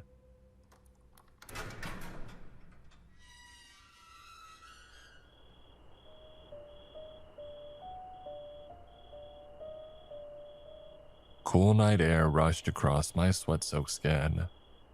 I tore the keys free, lunged outside, and locked the doors behind me. Out here with the moss, the meadows, and the moonlight, it was almost possible to believe that everything that happened inside Raven's Bend was a bad dream. But the pain in my knee said otherwise. I half hobbled, half crawled back to the tree line, where I fashioned a crutch out of a downed tree branch. The sun was rising by the time that I made it back to the road. I told the trucker who had stopped for me that I had wandered off the trail while hiking and I had gotten hurt. "Uh-huh," he said, looking over his shoulder at the Ravens Bend access road a mile back. We didn't talk anymore after that. The doctors confirmed what I had already feared. My kneecap was broken. It would mean months off my feet, followed by an even longer period of recuperation.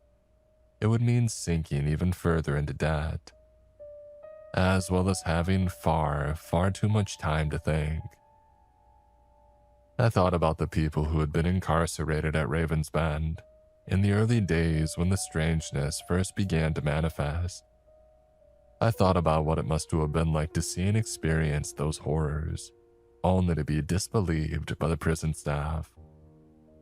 I thought about what it must have been like to wake up in one of those metal cots, to find dead men with makeshift weapons squeezing through the bars, or to be a night shift guard pursued down sleeping hallways by the clanging of William's nightstick. What must it would have been like during those final days before the authorities finally admitted that the impossible was real? I never reported Chelsea missing. For all I knew, she's still in town in a way, and I haven't driven past Raven's Bend since. If anybody asks me about my time there, I'll join the chorus of my friends and neighbors. Prison? What prison? I forgot it was ever there. And maybe some places are better left forgotten.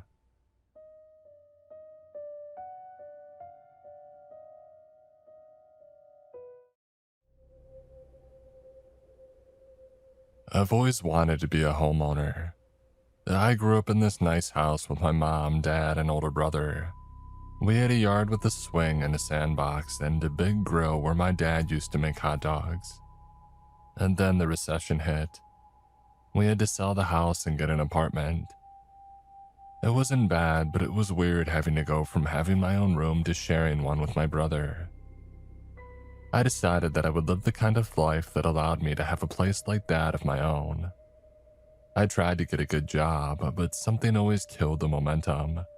The housing crisis, the pandemic, and this endless parade of things that I couldn't control.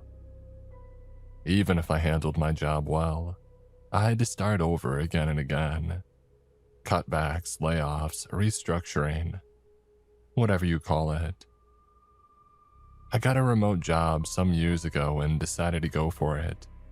I found a cheap house on the top of Hilltop. Not the biggest place, but it was my own and I could work remotely. Hilltop is not a big city and it's not the most exciting area. But if you've ever been a homeowner, you have to make some concessions. It was a one-story building that had been empty for years. 4 rooms, a large bathroom, and a refurbished kitchen. A garage that wasn't connected to the main building. There was a storm cellar too. I'll be honest, my first thought was, I messed up. When I got there with all my furniture in boxes, I didn't know what to do. The floors were a mess, the bathroom didn't have warm water. I barely had any reception, and I couldn't get the Wi-Fi working.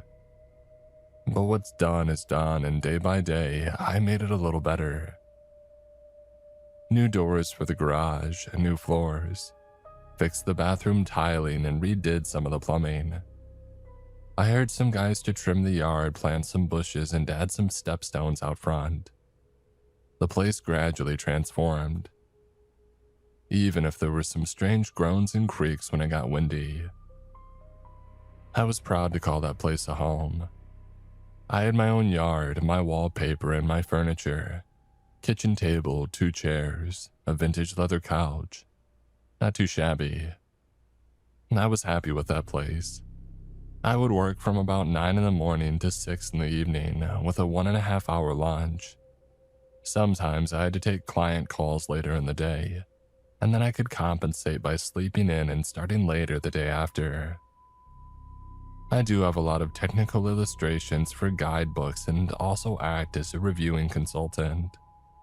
I get handed something that's been worked through a dozen times when they need someone with a nice title to put a final stamp of approval.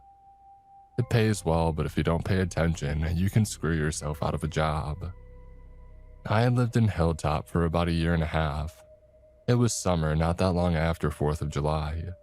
You could still see remnants of red, white, and blue balloons downtown. It was closing in on the weekend, but I had gotten a bunch of last-minute things to chug through because of a scheduling error.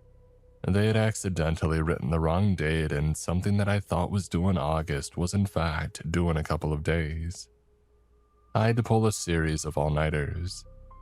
I was living on these cheap boxes of Chinese food that I would save up in the freezer, along with a big box of cheap energy drinks. Not my usual forte, but I was working 16 to 18 hours a day and barely looking up from my screen. I had a pillow next to my workstation for micro naps. I usually read a lot of my work on a tablet, but I had to sit uncomfortably in order to stay awake. Even then, I had a guy calling me once every 6 hours to get a status update. I had this default ringtone that had seared into my brain like a tattoo. I was on day 3 and I had had about 4 hours of sleep the night prior, and I was just over halfway done overall. It looked like I was going to meet my deadline in a couple of days, if only by a hair. At one point, I got up to have my 3rd energy drink of the day, and I splashed some cold water on my face. My hands were shaking, but I was so into my work that I wasn't really paying attention. If I had, I would have looked out the window. I would have noticed the man walking up my driveway. Just as the sun began to set, there was a knock on my door. I nearly choked on my drink. I had only ever had delivery guys knock on my door, no visitors. I didn't know enough people in the area yet. Looking out the kitchen window, I could see that there was somebody standing at the front door. I hadn't put in a peephole yet, so I wasn't sure about letting him in. Walking up to the door, I called out, "Excuse me, who is it?" "Lars, I used to live here." "All right. Can I come in?" I looked around. The place wasn't a mess per se, but I wasn't ready for company. I had things to do. "Hey, sorry, I'm a bit busy at the moment. How about next weekend?" "Oh, I won't be long," he interrupted. "Please, it's serious." "Do you need help? Should I call someone?" "Look, I don't have much. Never mind." Seconds later, the lock clicked and the door swung open.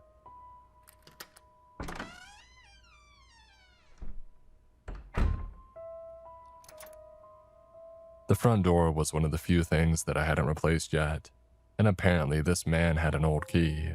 Lars was a man in his early 60s. Long white hair, slim and tall build, a messy beard that could use a trim. The moment that he stepped in, he slammed the door shut and locked it.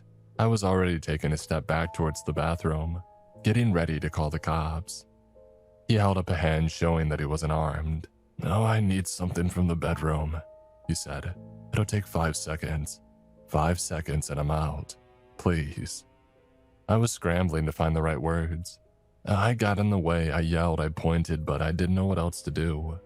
I wasn't prepared. I could pull a knife on the guy, but was I ready to stab him? I didn't know, so I didn't do it. I just followed him, holding up my phone as a threat. He didn't seem to mind. He jogged into the bedroom, only to notice that I had put in a wardrobe that covered one of the walls. The thing was nailed to the floor and he wasn't about to move it anytime soon.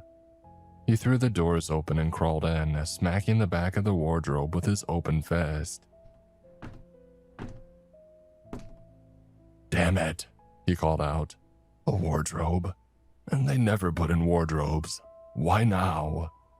He got back out and looked me in the eye. He thought about what to say for a couple of seconds and then he spoke in a low voice. "I know this is weird. I know. But do you have an axe or some kind of power tool?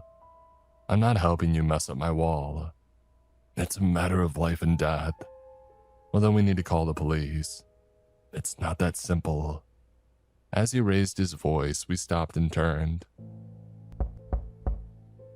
There was another knock on the front door. Lars looked at me as if silently asking if I was expecting company. I shook my head. Someone knocked for a second time. I stepped back into the main hall. I could hear muffled voices coming from outside. "Sir, would you kindly open the door? It's an urgent matter." Lars looked at me with these wide eyes, shaking his head. "I can hear y'all walking around in there." The muffled voice continued. "Don't make me wait now." "What is this about?" I asked. "Oh, you got our buddy in there, right? Long hair, looks like shit." "Yeah?" Lars swore under his breath and bolted for the back door, the one that opened into my beautifully trimmed yard. He pulled the door open and sprinted for the woods. Some of the voices on the other side of the door stepped away to speak into some kind of radio, and seconds later I heard a barking dog. It didn't take them long to come around the back of the house. I saw a German shepherd bring Lars to the ground as two men with rifles zip-tied his hands behind his back. I've never heard that kind of pained scream before, but it was only a prelude. My heart was beating out of my chest, and the energy drinks weren't helping. If you don't open this door in 6 seconds, it's coming down. You want me to start counting? I'm not a part of this, I said. I'm not a part of any of this. Well, then you'll be fine. We'll all be fine. Nothing but sunshine and rainbows. I opened the door. There were 6 men outside, making them 8 in total with the 2 out back. 8 men and a German shepherd. The 2 up front were about Lars's age with trimmed white hair and beards. Military, maybe law enforcement. Both had rifles resting on their stomachs with their arms crossed. Nondescript black baseball caps, blue fatigues, and bulletproof vests. Handcuffs, stun guns, pepper spray, 2 sidearms. One on the hip and one across the chest. As they dragged Lars back into the house, kicking and screaming, the man at the door gave me a big smile. "Oh, thank you kindly," he said. "Name's Jerome, and this here's Marcus. Mind if we come in?" I didn't say anything, I just stepped aside. Even if I managed to call for help, I'd be dead in 5 seconds if I made any sudden moves. These people weren't messing around. Jerome walked right past me, but the second guy, Marcus, stopped and held out his hand. "Phone," he said. "Please." I handed it to him. He nodded, putting it in his breast pocket. "I got one of these too," he nodded. "Sorry about the inconvenience." One by one, a full squad of what looked like an armed militia crowded into my house. They closed and locked the front door as somebody bandaged Lars' leg. There was a big splotch of blood on the hallway carpet. It was enough that I could smell it, but it was quickly getting overpowered by sweat and gun oil. They had to keep an eye on me without diverting their attention from Lars, and they settled on sitting me down in the living room. I had been compliant enough that they didn't handcuff me, but they zip-tied my feet just so that I wouldn't get any ideas. That and one of the youngers of the group had his attention completely on me. They took one of my 2 chairs and strapped Lars to it. As they did, Jerome leaned back with a cigarette. Before he lit it, he looked over at me. "Do you mind?" I wanted to say yes, but the words caught in my throat. I ended up coughing, and Jerome nodded, putting the cigarette away. "Fair's fair. We're gonna have a chat with our buddy here, and we'll be gone in no time. Sound good to you?" "Great. Yeah, that's great." "Fantastic." He slapped his hands together as they tightened Lars' straps and pulled up my second kitchen chair. He turned it around and leaned on the backrest. He seemed comfortable with this, not a drop of sweat. And they asked him a couple of basic questions just to get him talking. They asked for his full name, date of birth, and where he was born.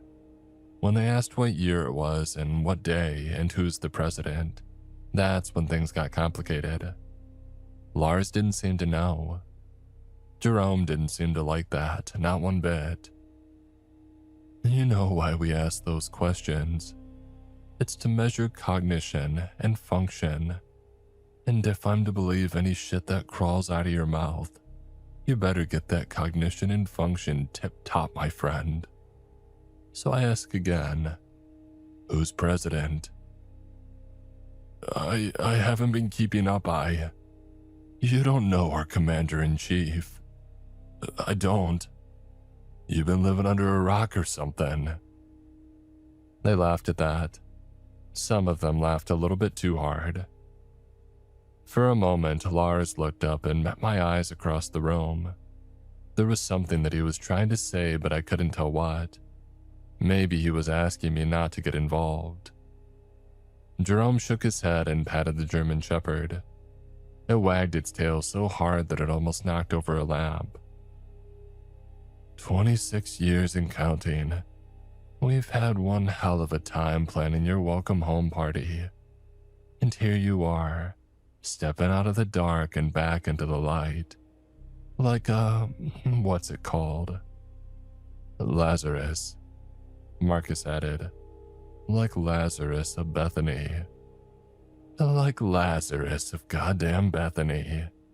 Jerome smacked his knee as he punctuated each word, and then he pointed at me with his full hand. You read your Bible, sir. I don't have one. Don't get more American than that, he laughed. True blue, an honest sinner. Pay attention, Lazarus. You're gonna need a role model. And then he closed his fist, leaned back, and crushed Lars's nose in a strike so violent that it knocked the chair over. The dog started barking but was held back by his handler as the zip tie stopped me from jumping out of my seat. The man keeping an eye on me held up a hand, silently asking me to settle down. They got him back and straightened him out. Lars gasped for air, wheezing through a broken nose. There was already swelling on his face, making one eye halfway closed. Word association time, Jerome said. Car. What? Jerome slapped him across the face. It wasn't hard, but anything stings with a broken nose. Lars flinched and closed his eyes. Jerome tried again. Car. Loan. Home. House. Box. Lars hesitated. Jerome raised his hand and grinned, but didn't strike a second time. He turned to the others as if acknowledging that he was onto something. Box, he repeated. Your turn, lassie boy. Distant. And now you're lying. That's not how people do this. You see, I said one-syllable words. It's in the nature of people to match that, so when you don't, you know that you're considering your words. You're lying. Now, if you had said gone, that'd be different. But you said distant. That's not what it is it? He leaned a little closer, teasing the stun gun on his belt. He continued, quieter, almost whispering. It's not distant at all, is it? The line of questioning continued. A lot of them implied that Lars had been somewhere far away for a prolonged period of time. They asked him things like the name of the port of entry and the name of his sponsor. Lars tried his best to answer, but sometimes his words would get a bit muddled up because of the blood. Jerome could explode into violence at the drop of a hat, and he did. They had been here for about half an hour when he got into something that I remember in detail. They had wiped Lars's nose with a paper towel, and two of the guys had started walking around the house looking for something. I figured it was whatever was in the bedroom, but I didn't want to say anything. You know what's funny? Jerome asked. I thought you'd stop aging by now. I thought you'd be a spring chicken once you got back. It don't work like that. I can tell. You look like shit. Occupational hazard. Oh, you got jokes, Jerome smiled. Man's got jokes. You want to hear one of mine? Lars didn't answer. He just looked down and shook his head. A gun sits down at a bar and asks the bartender who the pretty girl at table 1 is. The bartender says, I don't know. And then the gun asks who the handsome guy at table 2 is. The bartender says, I don't know. And then the gun asks who the cute old lady sitting at table 3 is. Again, the bartender says, I don't know. Jerome removes his pistol from its holster and undoes the safety. He continues the story, looking down at his gun.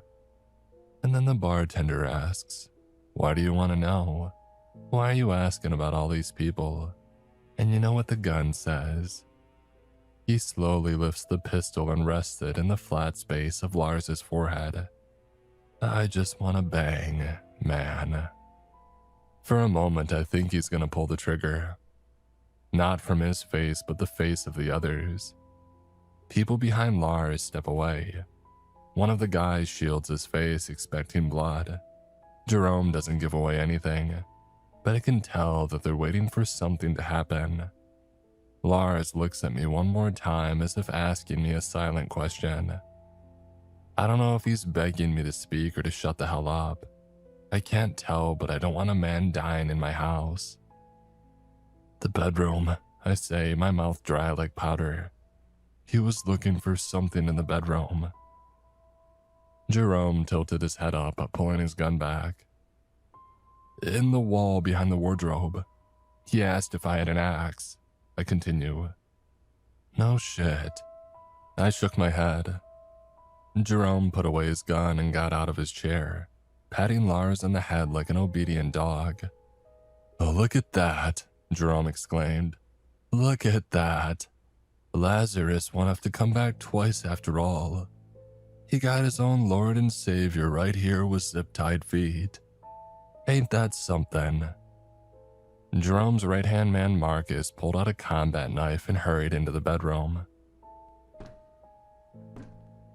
Within seconds, I could hear pounding on the wall. I tried to meet Lars's eyes, but he didn't move. I got the impression that maybe I chose wrong. As the pounding continued, I got a couple more snippets of context. Lars had been gone for 26 years, and these people knew each other at some point. Lars would mention names of friends that they had in common and used to know, some of whom had passed. Jerome didn't bat an eye. There was also the issue of where he had been. They kept talking about him as if he had been dead, but he had clearly done something. Lars had been somewhere that Jerome was eager to know more about, but it was spoken about more as something abstract than a physical place. When asked how far he delved, Lars didn't answer with a measurement of feet or meters. He answered in levels. Apparently, he had been down 12 levels, whatever that meant. When asked about other people, Lars acknowledged that he had seen others. There was a city and there were businesses and infrastructure, and strange inventions based on flora and fauna that didn't exist.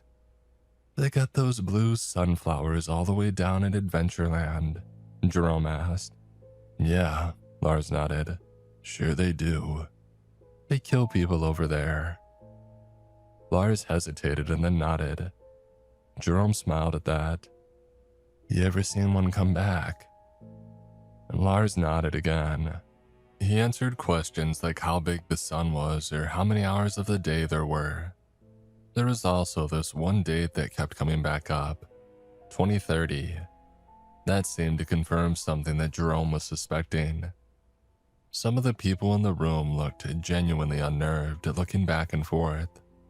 One of them had to sit down, wipe a tear, and blow his nose. After a while, the pounding on the bedroom wall stopped.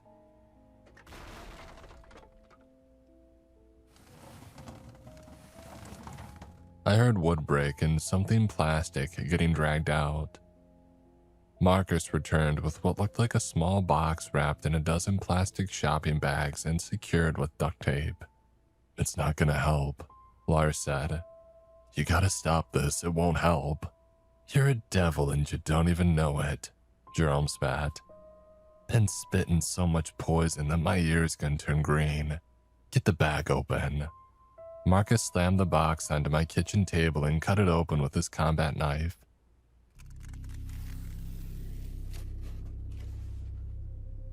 Jerome motioned towards me. Secure him. We gotta find out how much he knows. The guy who had shed a tear stepped up and zip-tied my hands. He mumbled a quiet sorry as he did, making sure that they weren't too tight.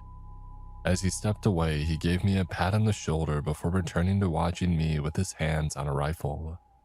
He gave Jerome a nod as Marcus unwrapped the package. The box was this completely black cube, about 10 inches on each side.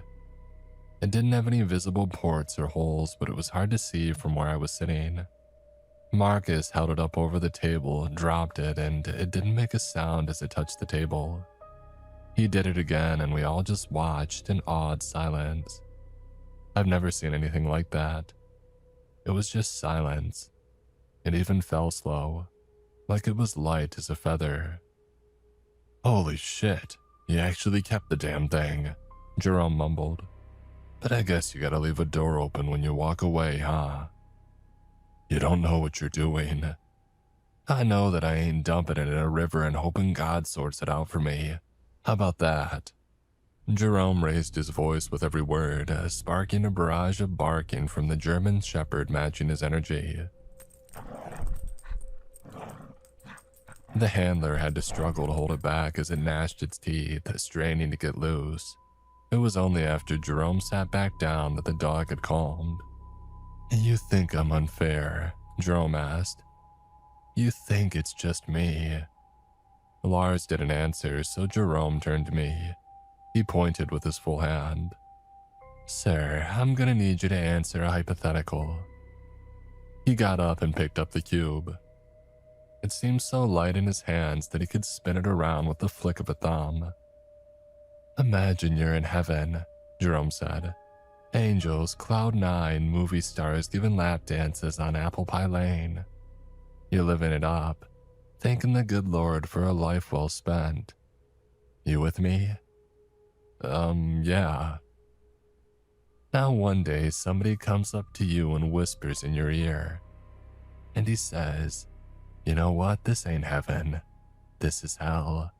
And one day all these angels are gonna look your way and they're gonna show their real teeth. And those teeth are gonna be soft, rotten black. It's gonna happen. Not today, not tomorrow, but someday. And then you'll be in a world of shit. Forever. I swallowed hard as he stepped over to look me in the eye. He bent down, flinching as his knees cracked a little. Now, would you want that man to tell you that? Would you want to know what's gonna happen, or would you like to stick to a life of pleasure and Christmas mornings? For all you know, that day ain't ever gonna come. And if it does, wouldn't you want to spend every waking moment up until that point living what little life you have? He looked at me expectantly. I opened my mouth, shut it again, and then nodded. I'd want to be happy. If it's already too late, I would want to be happy. He would want to be happy. Jerome nodded solemnly. Oh, that's a wise man right there. Happiness is a fleeting thing, and we gotta treasure it now, don't we? I nodded. Lars kept looking down at the floor, staying quiet. My phone rang.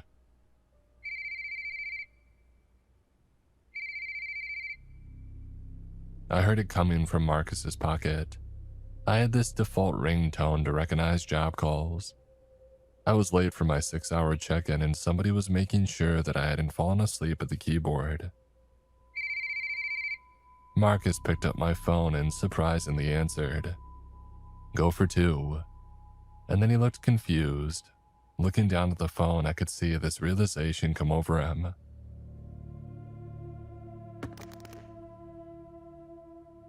The others turned to him, looking horrified as he dropped the phone on the ground and stepped on it. For a couple of seconds, this silence settled on the house, undercut only by Lars's wheezing breaths. It had the same damn ringtone, Marcus said, picking up his own phone from another pocket. It sounds the same. You answered the wrong phone. Jerome got up so fast that he knocked over his chair.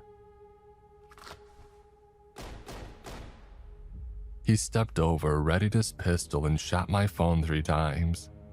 The bangs were so loud that they bounced against the walls, making my ears screech and crackle. He was yelling something about doing it right and looking ready to pistol whip someone. Meanwhile, Lars is giving me a look. With his eyes, he's looking over at me like he's trying to hint at something. I follow his eyes to the side of the couch that I'm sitting on. It's an older model, leather with sewn-in buttons on the armrests. Probably something from Lars's era. Looking a little closer, I realize the buttons are held in place with a sharp metal wire, sharp enough to cut through a zip tie. As the armed men kept arguing back and forth, I managed to snap one side of the zip ties. It was surprisingly easy, only needing a couple of twists and a pop. They didn't seem to notice. They were too busy discussing something. My ears were still ringing, but Jerome was yelling something about interference, while another man was doing a countdown. Finally, Jerome picked up his own phone and checked something. "The signal's out," Jerome spat. "Time's up. Take this piece of crap outside. I don't want to sully this man's floor." One of them grabbed Lars's chair and started dragging him out into the yard. I was still pretending to keep my hands together, as if the zip ties were still in one piece. Marcus kept getting pushed around. It was clear that he had done something bad by answering some kind of unsanctioned phone. As Lars disappeared around the corner, he gave me one last look. A terrified, genuine look. And this one I understood perfectly. I was in danger. Jerome walked over to me and leaned down. I held my hands together, pretending to be stuck. "We'll deal with this and be out of your hair," he said. "But we have to check something on you too. It's protocol, and I know you've seen some things, but I feel that I can trust you. So once we're done, we're gonna let you go. But you gotta work with us a little longer. So I'm safe." "Yeah, you're safe. For sure. For sure. Really?" He looked me in the eye, squinted a little, and then smiled. "Yeah, really." Maybe he didn't realize that I was using his own trick against him. Maybe he didn't care. It was the same interrogation thing that he had done to Lars. If that trick was the real deal, then he was lying to me. Too many syllables. Jerome picked up the cube and joined the others out back. One man stayed behind to watch me while another checked out my bathroom. "Got a tub," someone called out. I wasn't safe. I don't know how I know, but I knew. For a brief moment, I'm alone with the one man watching me, but he's looking out the back door, only keeping me in the corner of his eye. There's no way that I can go toe-to-toe with these guys, so I have to try something else. I don't know how much time I had, but I had to be slow and methodical. I waited for him to look back at me one more time, and then I burst into action as he turned away. I leaned back and opened the window behind me. It's quiet and they're new. And then I get up and slowly shimmy forward. There's a small storage space right ahead across the room. I didn't have time to fill it with anything, so I could possibly fit in there. It is surprisingly fast and the guy seems distracted. My entire body jerks as another gunshot goes off in the distance. I manage to get inside the storage space the second that he turns around to look.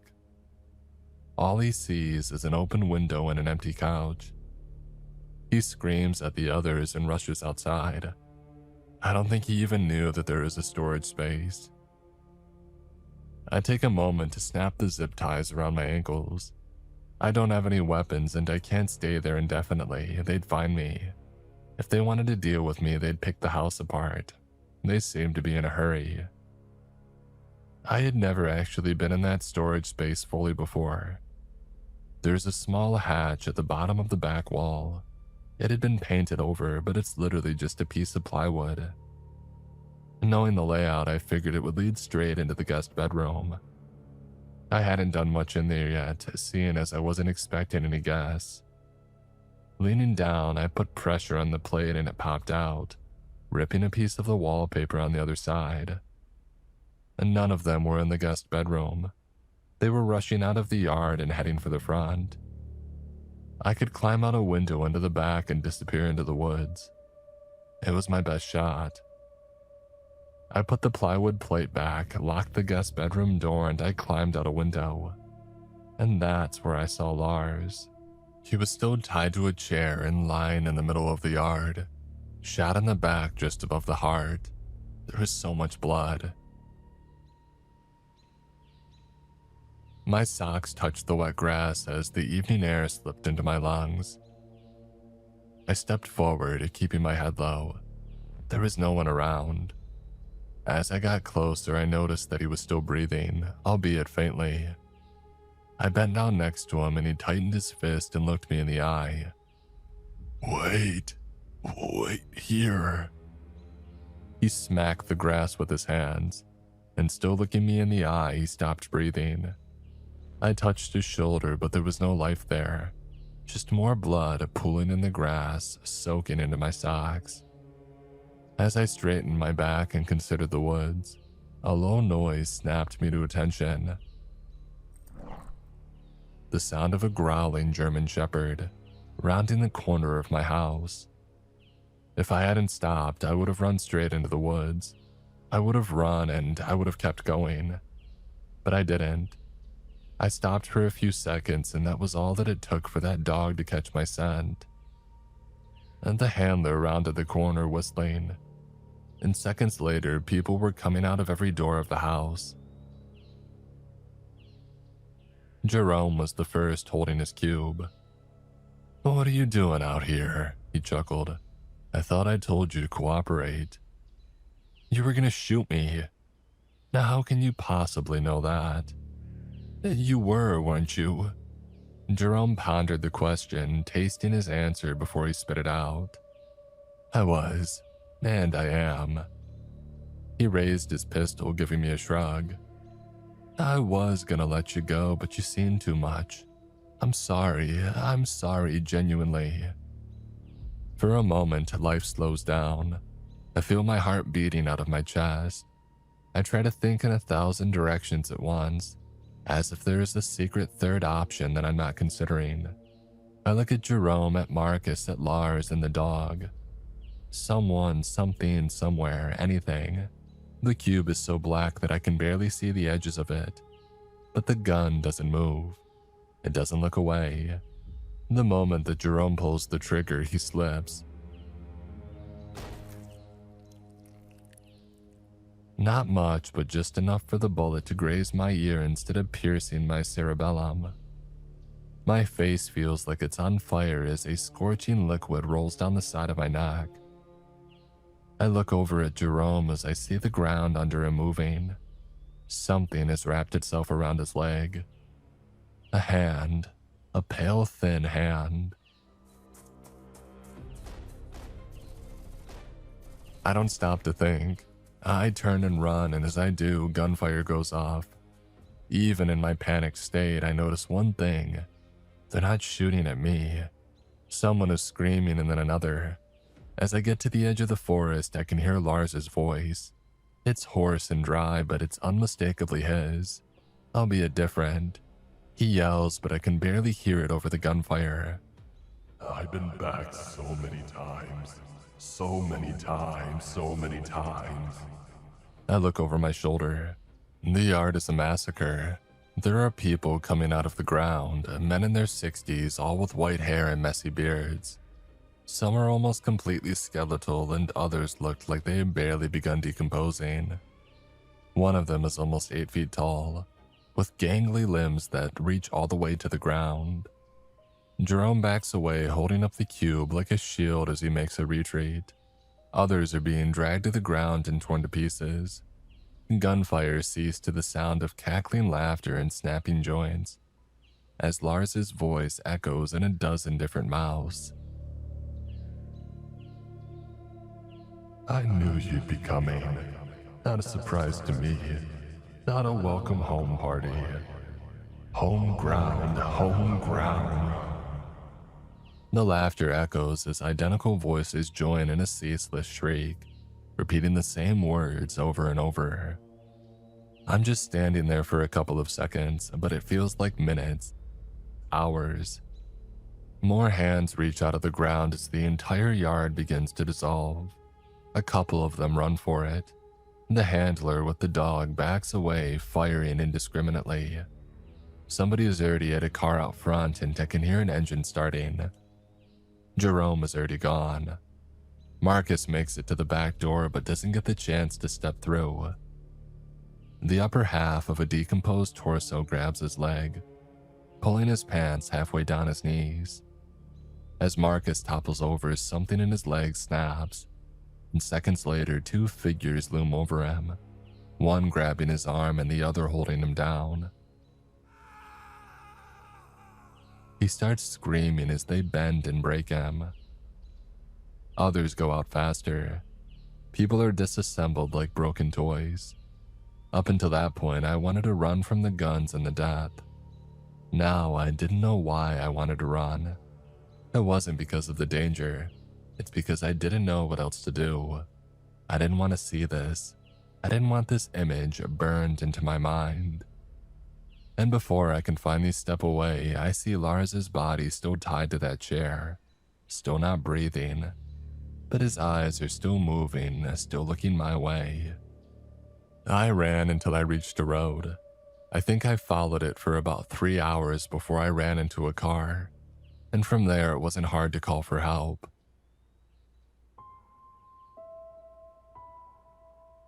I looked like a train wreck before all this, but by the time that a passerby saw me, I looked like I was having an episode of something. They could have just called the police and moved on, but they stopped to make sure that I was okay. Once the police got involved, things moved fast, and they didn't take the idea of multiple men armed with rifles lightly. I wasn't there when they swept through my house and yard, but it was clear that it didn't go smoothly. There were multiple bodies and some were very old, too old for me to be a suspect. They had to dig up the entire yard. They confirmed over a dozen bodies and some recent. I gave the description of Jerome as best I could. They even made a phantom sketch. I don't know how many others made it out. It's been a couple of years and I moved since. I couldn't stay in a house where there had been bodies buried in the yard. I kept waking up to imagined knocks on the door. Now I got a nice townhouse, much smaller but new. Same town, lower price point, and no complicated history to consider. Looking back on those days, I feel kind of stupid. Not just for being in the wrong place at the wrong time, but for putting so much time and effort into a place. A place is just something that holds people. It's not a destination in and of itself. If I have to work myself to death just to keep living there, then what's the point? Can you really live if you can't enjoy yourself? For all of Jerome's strangeness, I think the one point he made that stuck with me was that it's okay to choose joy. It's okay for me to acknowledge that this happened and to move on. It's okay to change what I want. I don't want a house, I don't need one. I don't need the most well-paying job. I don't need a life that looks like heaven. After all, with the twist of a soft, rotten smile, it can turn out to be something different. Something different entirely.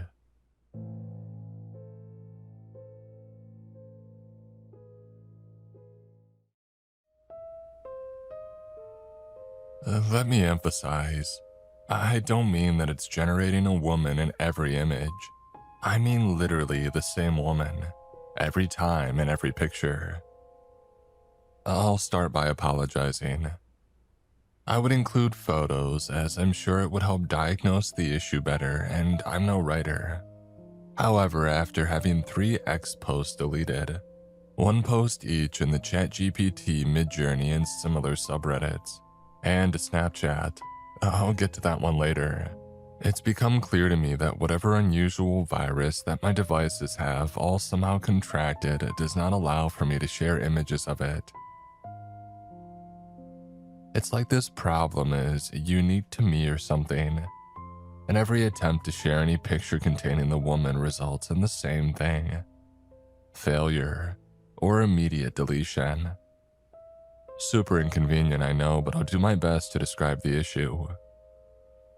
And before you bother spamming my comment section with every word for liar in the dictionary, I'm not saying that you have to believe me. I'm asking those of you who do to help me keep my job and sanity, both of which I feel precariously close to losing each day this phenomenon persists. Monday. I was polishing up images for the college's fall enrollment campaign, removing background clutter, dropping in the logo, the usual. The deadline was Tuesday. My creative director had already emailed twice, and I was doing what I always do under pressure, which is procrastinate harder. So by the time that I opened up the image generator, it was nearly 11 p.m. Now, I'm not the sort to lean on AI for everything, but I've never had a real problem with it until all this, and the job needed doing. The prompt was literally nothing, mundane as anything I've ever written. Edit this photo of a diverse group of students on campus. Adjust for warm lighting, aspirational. Include the following logos and text. Your future begins here. The kind of thing that I've generated 100 times. She was in the first output. I didn't clock it immediately. I was tired and scanning mostly for the usual problems. Fused fingers, bad teeth with that weird smudged quality. That glazed expression that AI gives people that makes them look freshly concussed.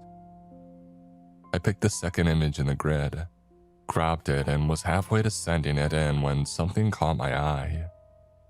There was a grayish blot in the top right, tucked between two of the students. That was all it was at first. Just a little wedge of dead color where the background should have been all warm and green.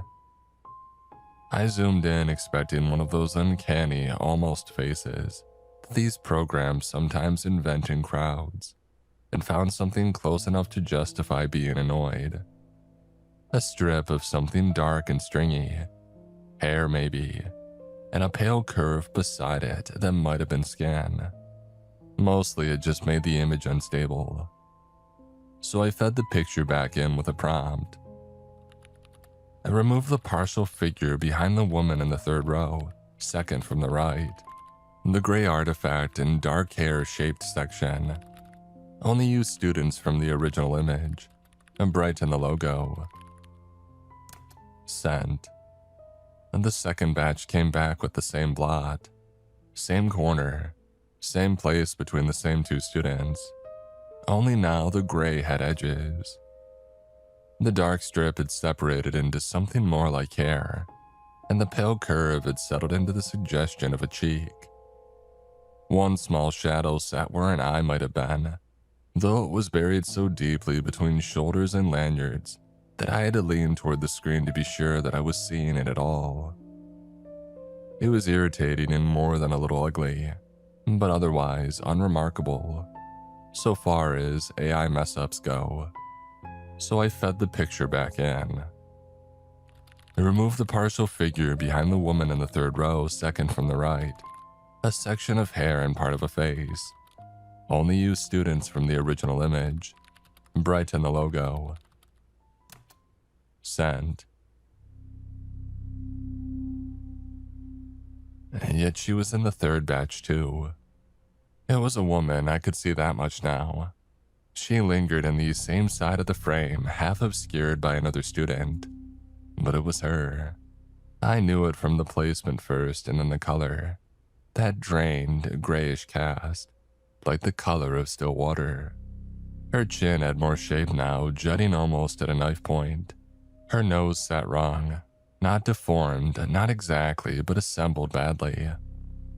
Like the program had been given the idea of a face, and only gotten halfway through building one and elected for another entirely. The rest of the image had degraded around her. Brenna, a recent graduate and a girl that I had spoken to once or twice, had gone murky before her. Her face smudged like a thumb had dragged across it before the ink could dry and scattered her features haphazardly. I scoffed, closed the tab, and I opened up an older model, more dependable. The familiar dark interface loaded. I pasted the caption, uploaded the photos, and waited. And drafting apologetic Teams messages to the higher-ups while the icon spun. After a minute, it finished. And there she was. Not the blot, nor the half-face, but a woman or something close. The image was standard enough at first glance. All the unusual inaccuracies from a weaker model present. Too much shine on the teeth, vague blurring, and nonsense words in the background.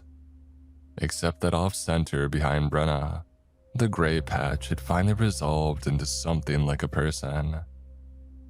I could see the top half of her now. She was leaning around Brenna, not accidentally caught there, not blended into the crowd, but almost angled with a purpose that made the whole image feel staged around her. Her skin wasn't pale so much as utterly colorless, a gray that seemed natural only for dead things. Her hair caught the light wrong, hanging in thick black ropes that made it seem wet against a grained scalp. She was too tall for the students around her, stooped as though something in her spine wouldn't let her stand straight. The longer I looked, the more uneasy details seemed to leap forth at me. On the left side of her face, one eye sat above another, two where there should have been one, the lower beady and almost bird-like. The right side had a single eye set slightly too low. Her arms were wrapped around Brenna in a way that made it look as though she was almost drawing her in. A thumb grew from the gray flesh of her right forearm. One hand had too many fingers, the other had not enough. Brenna was barely there at all, her form descending into digital muck, a blend of incongruous features and expressions that seemed more fit for a dolly painting.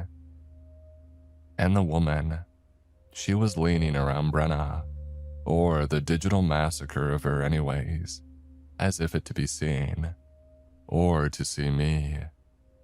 The thought arrived unbidden, and stupid as it was, the hairs on the back of my neck stood up, my skin crawling with that specific creeping certainty that someone is behind you, and has been for a while. The thing that tells you that if you look over your shoulder just now, you'll find someone or something lurking, something that had managed to subvert your senses into the moment that realization dawned a second too late. My head snapped around. Only my open bedroom door and a room badly in need of cleaning greeted me. I sighed, silently cursed myself, and I went back to the image. Why did you add the woman? Nothing in the prompt had called for her, and you've also blurred out the actual student. What is wrong with you? A work had faded to the background of my mind. I watched the typing indicator pulse, my eyes dragging back to her against my will. Her gaze followed me. I tested it, leaning left and then right, and I could have sworn. The page jolted as the response loaded, and I nearly came out of my chair.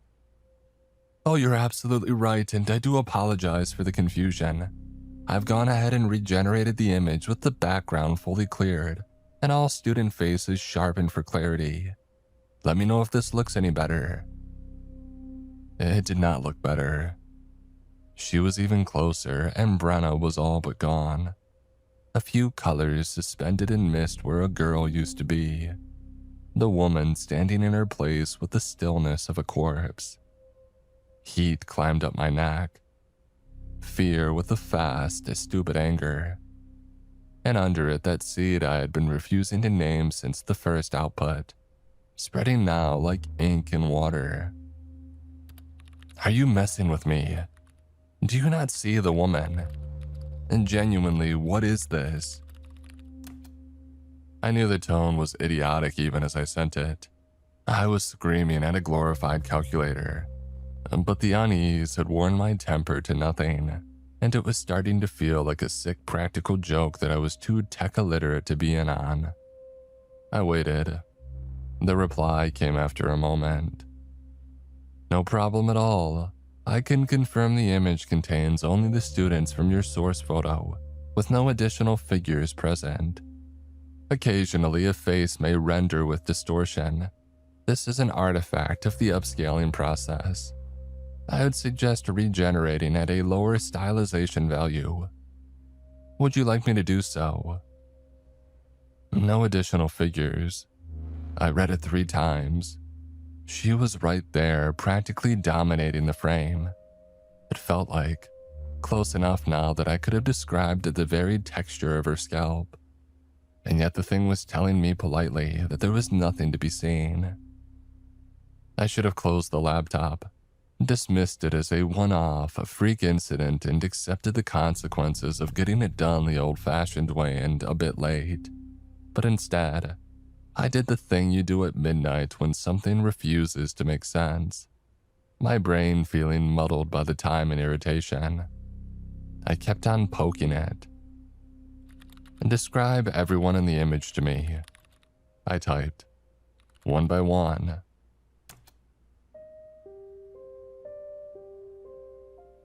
It answered almost immediately. Of course. Front row, a young man mid-laugh in a university hoodie.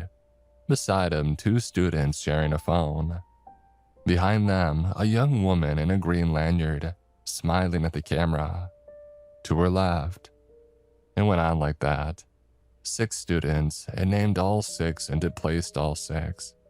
And the one in the green lanyard smiling at the camera was Brenna.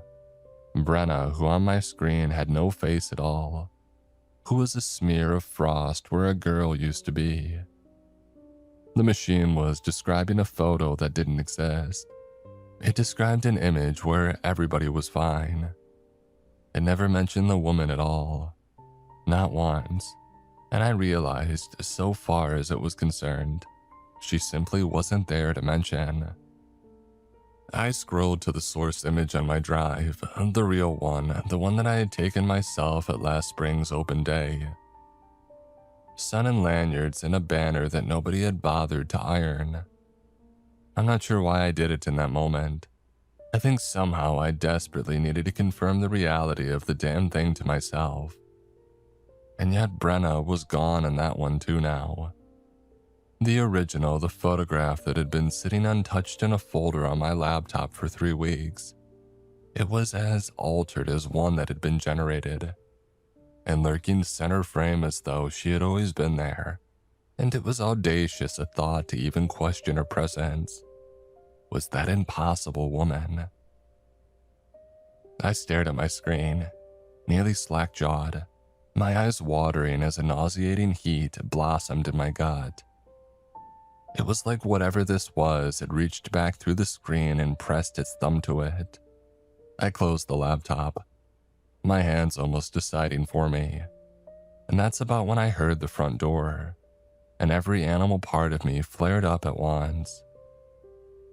I was on my feet with my heart thrumming in my throat before I could think clearly, standing in the dark of my room as I listened to footsteps cross the kitchen.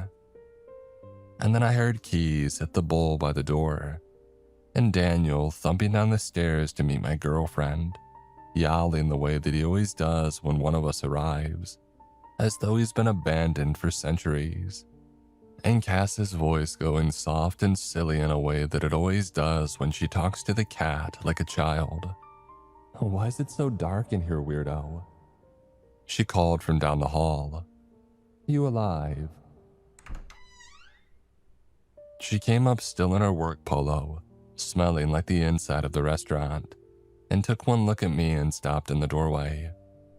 Cass closes 4 nights a week at an upscale restaurant in the city, dealing with all sorts of uptight old money folk, and she can read a room before she's all the way through the door. It's the only useful thing the job's ever given her, she says. "Okay," she said. "Oh, what?" "It's nothing, the deadline thing. This program's been glitching all night." "You look like you saw a ghost." "Well, nice to see you too, babe," I greeted her. "Actually, come here for a second and look at this. Tell me that I'm not crazy." I opened the laptop and turned it toward her. She leaned in, squinting, her head tilting just a bit. I watched her eyes land on the woman. "Ugh," she pulled back, nose wrinkled like she smelled something gross. "Oh, that's grim. AI is so cursed. I don't even know why they let you use it for work." "Yeah, sure, but Cass, look at her face, the eyes. This is like the 3rd time that I've seen that woman in different generations. Is that not weird?" "I'm looking, and yeah, that's odd. But I don't know, it sounds like it's a glitch, babe. This AI stuff is stupid. They get weird on the little details and you get like melted people stuff. She was already turning toward the bathroom, peeling off her work shirt. Just do it the old-fashioned way. Or tell your boss to use a stock photo like a normal person and stop worrying my girlfriend half to death. I sighed. She looked right at it, the stacked eyes, the wet hair, and treated it like it was nothing. I tried to let the thought comfort me, tried to treat it as confirmation that perhaps I was overthinking something that didn't deserve a second thought, and I let her steer me to bed. It was a couple of hours later that she had one of her night terrors. Cassie's had them the whole time that I've known her. 4 or maybe 5 times a year, she'll sit bolt straight with her eyes open and say something flat and uncertain into the darkness. And in the morning, she won't remember a second of it. That night, it was something about the back door being open. I put a hand on her back and told her that she was dreaming and to lie down, and she did, the way that she always does. I lay there a long time after, watching the fan throw spider-leg-shaped shadows on the ceiling. The woman waiting behind my eyes every time that I closed them, lurching in through an open back door.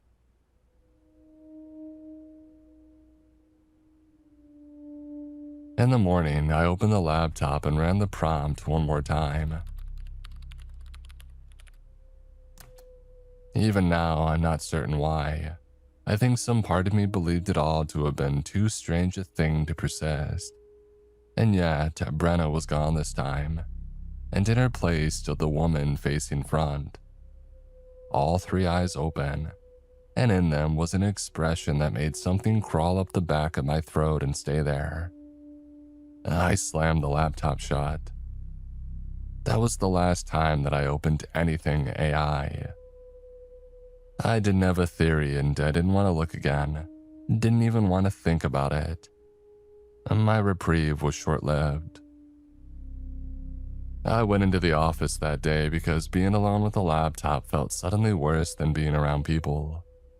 Around 11, Yasmin from admission stopped at my desk, leaning over the cubicle like some bird of prey, and asked if I had heard the news. No, what news? I asked, though even as the words left me, my stomach was already turning. Oh, about Brenna, she said. She had collapsed Monday night, Yasmin told me. At home and without a warning, she had just dropped. The school only found out after she had racked up a couple of absences and somebody called and got a hold of her boyfriend. He was reluctant to share, it seemed, but from what he had given, the hospital was running tests and finding absolutely nothing. Brenna had gone pale and complained about feeling sluggish, and then she had collapsed and just hadn't woken up. I spent the rest of the day finding what little there was. A post from her mother asking for prayers, complaining that all she had been given was a laundry list of medical words that all seemed to mean the doctors had no idea what was wrong with their baby girl. And it had happened on Monday night. Monday night, while I sat at my kitchen table watching an artifact of a human drag her face into wet ink. I didn't say any of that to Yasmin, of course. There's no version of it that doesn't end with me being measured for a straitjacket.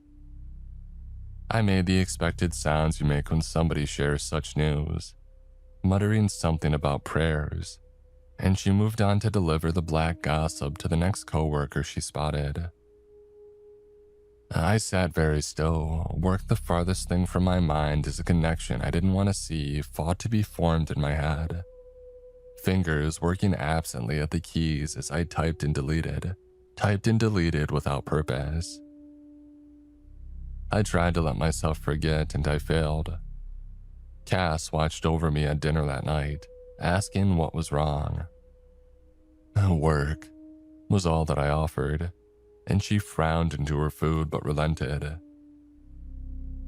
That night, I didn't fall asleep until late, and I awoke what felt like mere minutes later, though I knew it had been longer, drenched in sweat, heart throbbing and feeling weak with a fear that I couldn't place, as my eyes darted about the blackness of our room. I sat up, searching the darkness before my eyes settled on Cass, chest aching from the pounding within, as I placed a hand on her arm to comfort myself.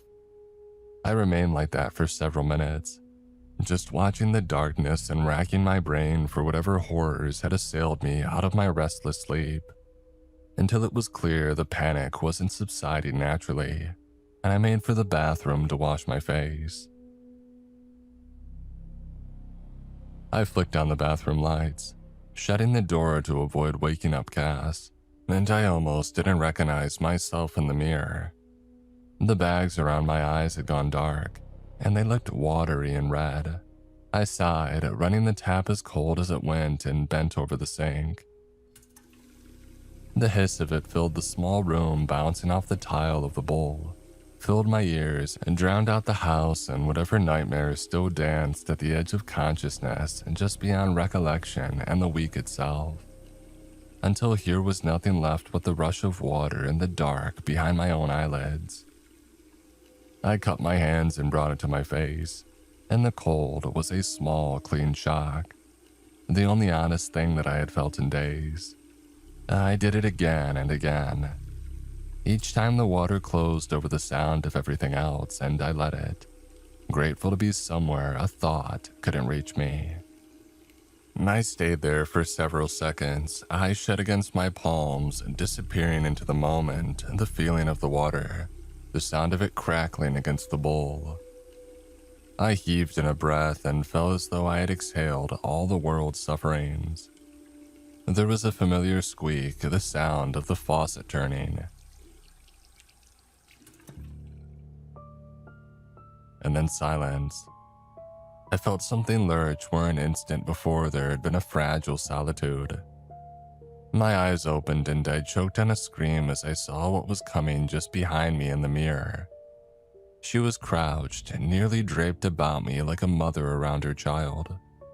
Arms like tree branches shot out as hands that stretched like something from a funhouse mirror, with innumerable fingers that almost blended together, twisted and bending in impossible, excruciating fashions, sought to clasp shut about my skull.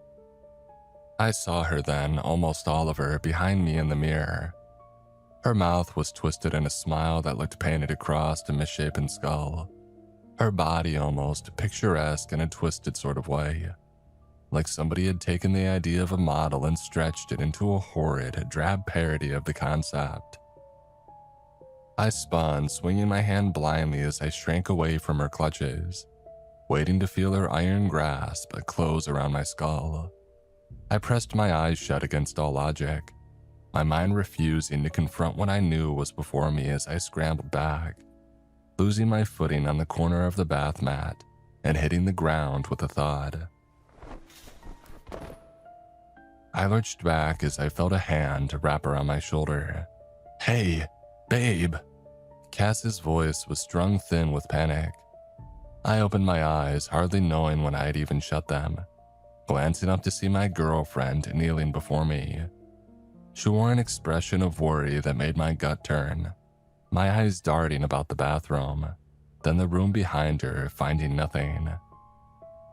I was on the ground, knees curled up to my chest. I wasn't certain how I had gotten there or for how long, and my throat felt raw. I had been screaming, I realized. "What is going on with you?" she asked, and the desperation in her voice broke something in me as I fell, sobbing into her shoulder. I didn't tell her everything, of course, just that someone from work had passed and that it was really weighing on me. It was true, but not true enough. And as we went to bed, her arms wrapped around me. I felt an emptiness that made the room feel cold, and my eyes never once left the bathroom. I went back to work the next day. I refused to be home alone after whatever had happened to me that night, and though I was coming to accept it as some waking nightmare brought on by a lack of sleep and an abundance of stress, somehow it still wasn't enough to make me feel safe alone. All anybody could talk about at work was Brenna. I tried to ignore it. I told myself that it was a coincidence, I'm good at telling myself things, I've come to realize. It held until Thursday night. I got home before Cass did. The house was dark and quiet and the laptop stayed shut, and for the first time in 2 days I felt almost okay, save for the moments at work when conversation turned to Brenna, or I pressed my searches into her condition, which all proved unpromising. Cass came in around 11, exhausted, and went straight to bed. And a while later I followed and laid down next to her and watched her sleep. She looked so completely and ordinarily beautiful, one arm thrown over her eyes, her mouth open a little, and I had the kind of thought that you have in such a moment, staring at her so peaceful amidst what had been a nightmare of a week for me, that I wanted to keep her like that, soft and unbothered, untouched by the world. I decided that I would take a picture to save the moment, one that I would send to her in the morning, so she would see what it is that I see and love in her. So I lifted my phone off the nightstand and I opened the camera. The regular one. The dumb one that's been on every phone that I've ever owned. I wasn't thinking about any of it. Not the AI, not Brenna. Not the woman and her impossible gray eyes. I was looking at my girlfriend asleep and she looked peaceful, and I wanted to keep her like that. I took the picture. She was in the corner behind the headboard, folded under the slope of the ceiling, because there isn't height in our room for her to stand all the way up. Both eyes on the left of her face open, looking down not at me, but at Cass. Cass looked peaceful beneath her, almost untouched. Almost. There was something wrong around the edges of her face, a softness that I could have blamed on motion blur if my hands had been moving, but they hadn't been. Her mouth, her cheek, the line of her jaw, all of it looked just a little less certain than the rest of the room.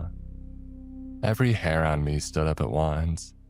My hand started shaking so hard the picture juddered on the screen, and I clamped my other hand over it to hold it still and couldn't. And there was a thin, high sound in the room, and I realized after a moment that it was coming out of me. I could not make myself look up at the real corner over the headboard. Still, over the phone I could see that there was nothing but empty air, and yet the very space felt malevolent now, poisoned. And yet there she was in the image, as real as anything, so close that I could almost touch her. I reached out before I could stop myself, finding only empty air. My stomach turned and I stood up as the threat of nausea gnawed at me. It had followed me, from my laptop to my phone, from the program to my camera to my very reflection. That woman had somehow followed me, and there she stood separated only by less than a centimeter of glass, in my home. I almost woke Cass. My hand was on her shoulder, but I stopped because I didn't want this to be her problem too. She was asleep and undisturbed, and she didn't have to be scared yet when I knew that I was scared enough for the both of us. And what would it have done besides terrify her when I had no answers to give? So I took my hand back. Still, I needed someone who wasn't me to look at the thing and tell me that it was really there.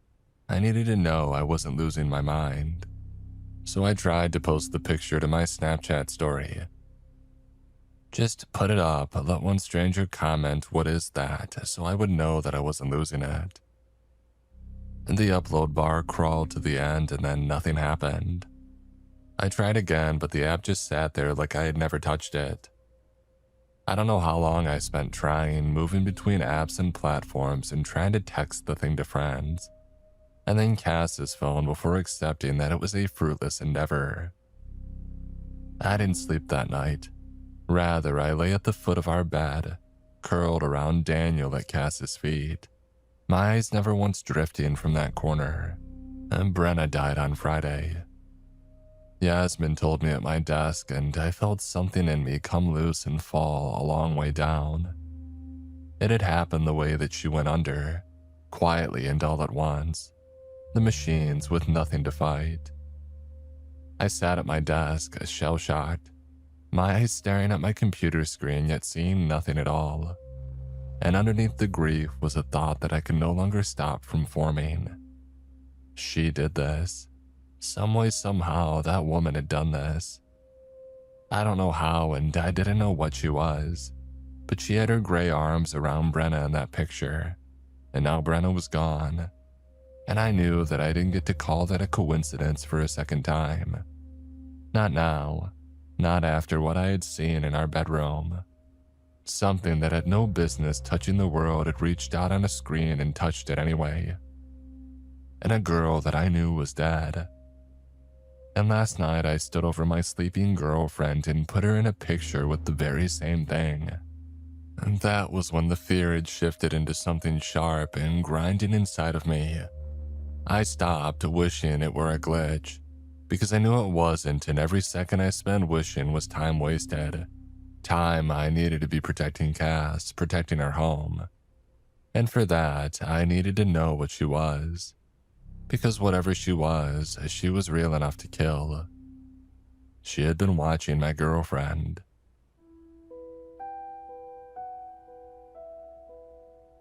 I made myself open the last photo that I had taken. The woman folded into our corner, and I saw that she had changed. It took me a second to find it, and when I did, the cold went all the way through me. The low eye on the right side of her face wasn't the impossible gray anymore. It was brown, warm, a living brown, with that fleck of amber near the iris that I had looked across a desk last spring. It was Brenna's eye, set into that ruined face like a stolen button. And the skin around it that drowned colorless gray. It had warmed by half a shade, the faintest blush coming up underneath like watered ink, like she had swallowed something still warm. Realization rose like nausea. She was wearing pieces of Brenna now. She was keeping them. Cass started sleeping in the morning after I took that picture. Cass, who hasn't slept in past 7 in the 6 years that I've known her, didn't get up until 11. And when she did, there was a grayness in her face, a flatness behind her eyes, and her hand around the coffee mug was cold despite the heat. "Oh, I think I'm coming down with something," she said and laughed, and the laugh had no air in it. I laughed too, and I recall the sound coming out wrong and hitched. She had another night terror that night. Different this time, not like the harmless ones that I had known for the past 6 years. It was perhaps just a bit past 2 a.m. when Cass shut up beside me, eyes open on the corner past the dresser staring at the door. I reached for her back on instinct. "She's so tall," Cass said. My hand froze halfway. "Oh, why won't she stand up straight?" It hardly sounded like a question. That flat, sleeping voice aimed at the doorway. "There's no room for her in here. She has to fold herself in half." "Cass," my voice shook, though I tried to sound certain. Somehow my blood felt both hot and cold, and the room seemed to spin. "Hey, you're dreaming. It's not real. Lie down." She looked at me. For the first time in all the years that I had seen her like this, she looked at me. And the expression she wore made my stomach twist. Her mouth hung slack as though she were staring at something from a nightmare, twitching as though she meant to speak but couldn't recall how. Eyes wide and watery. "She isn't yet, but almost." She hissed, and in her tone was something playful, almost mocking, and it took everything in me not to lurch away from my own girlfriend. And then, as though released from some spell, she collapsed back into her pillow, sleeping as though nothing had ever happened. My hands were shaking, but I lifted the phone anyway because I had to know, and I ended at the doorway and took the picture.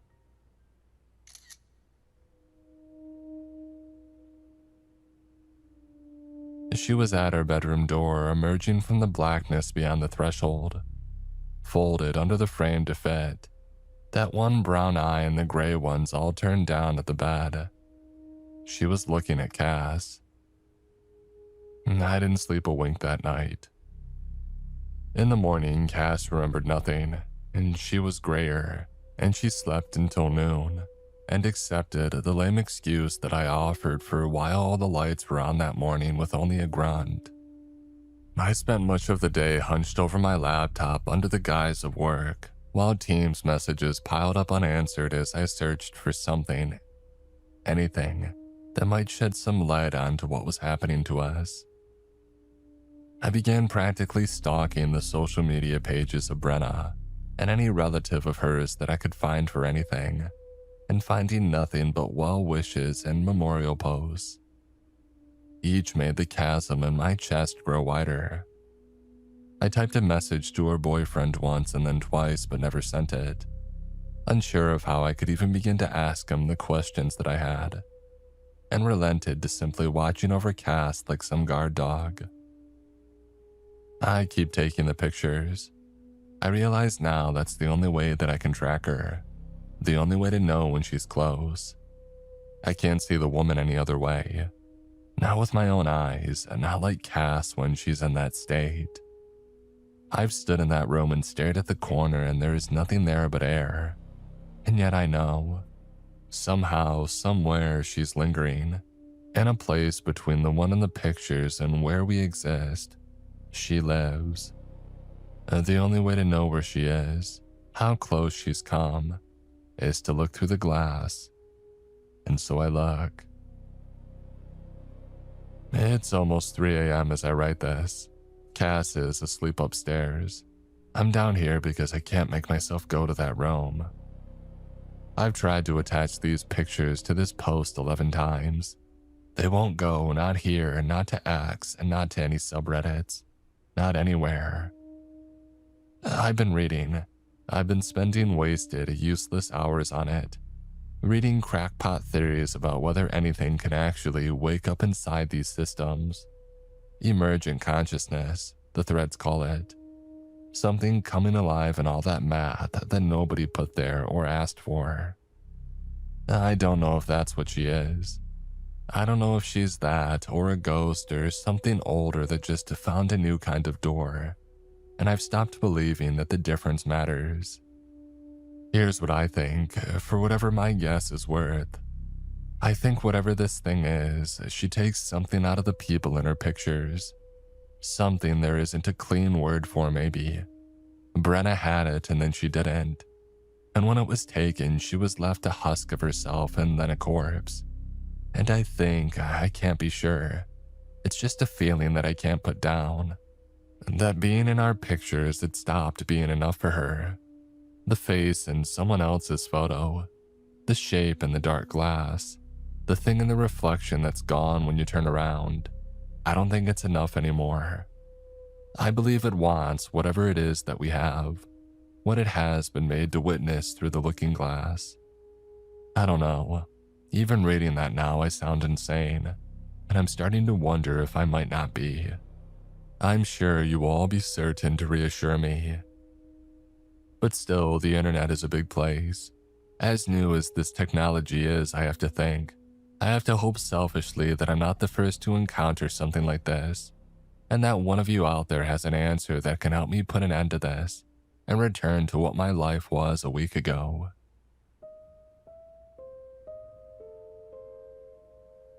Anyways, I just heard Cass get up. As I write this, she's at the top of the stairs, flat shoulders, open eyes, but not really awake. After 6 long years, I've seen her like this before. Every other time, she stared at a corner, a wall, nothing at all. Well, she isn't staring at the corner tonight. She's staring at me. And she has her phone up, both hands, held the way you hold it to take somebody's picture. The little lens pointed straight down the stairs at me, the screen lit with that soft glow. And behind that, she smiles. 6 days I've spent terrified of what's in the pictures. It never once occurred to me to be afraid of being the one in the frame. Cass is smiling. She's smiling down at me the way she has never in 6 years smiled at anything. She just tapped the screen.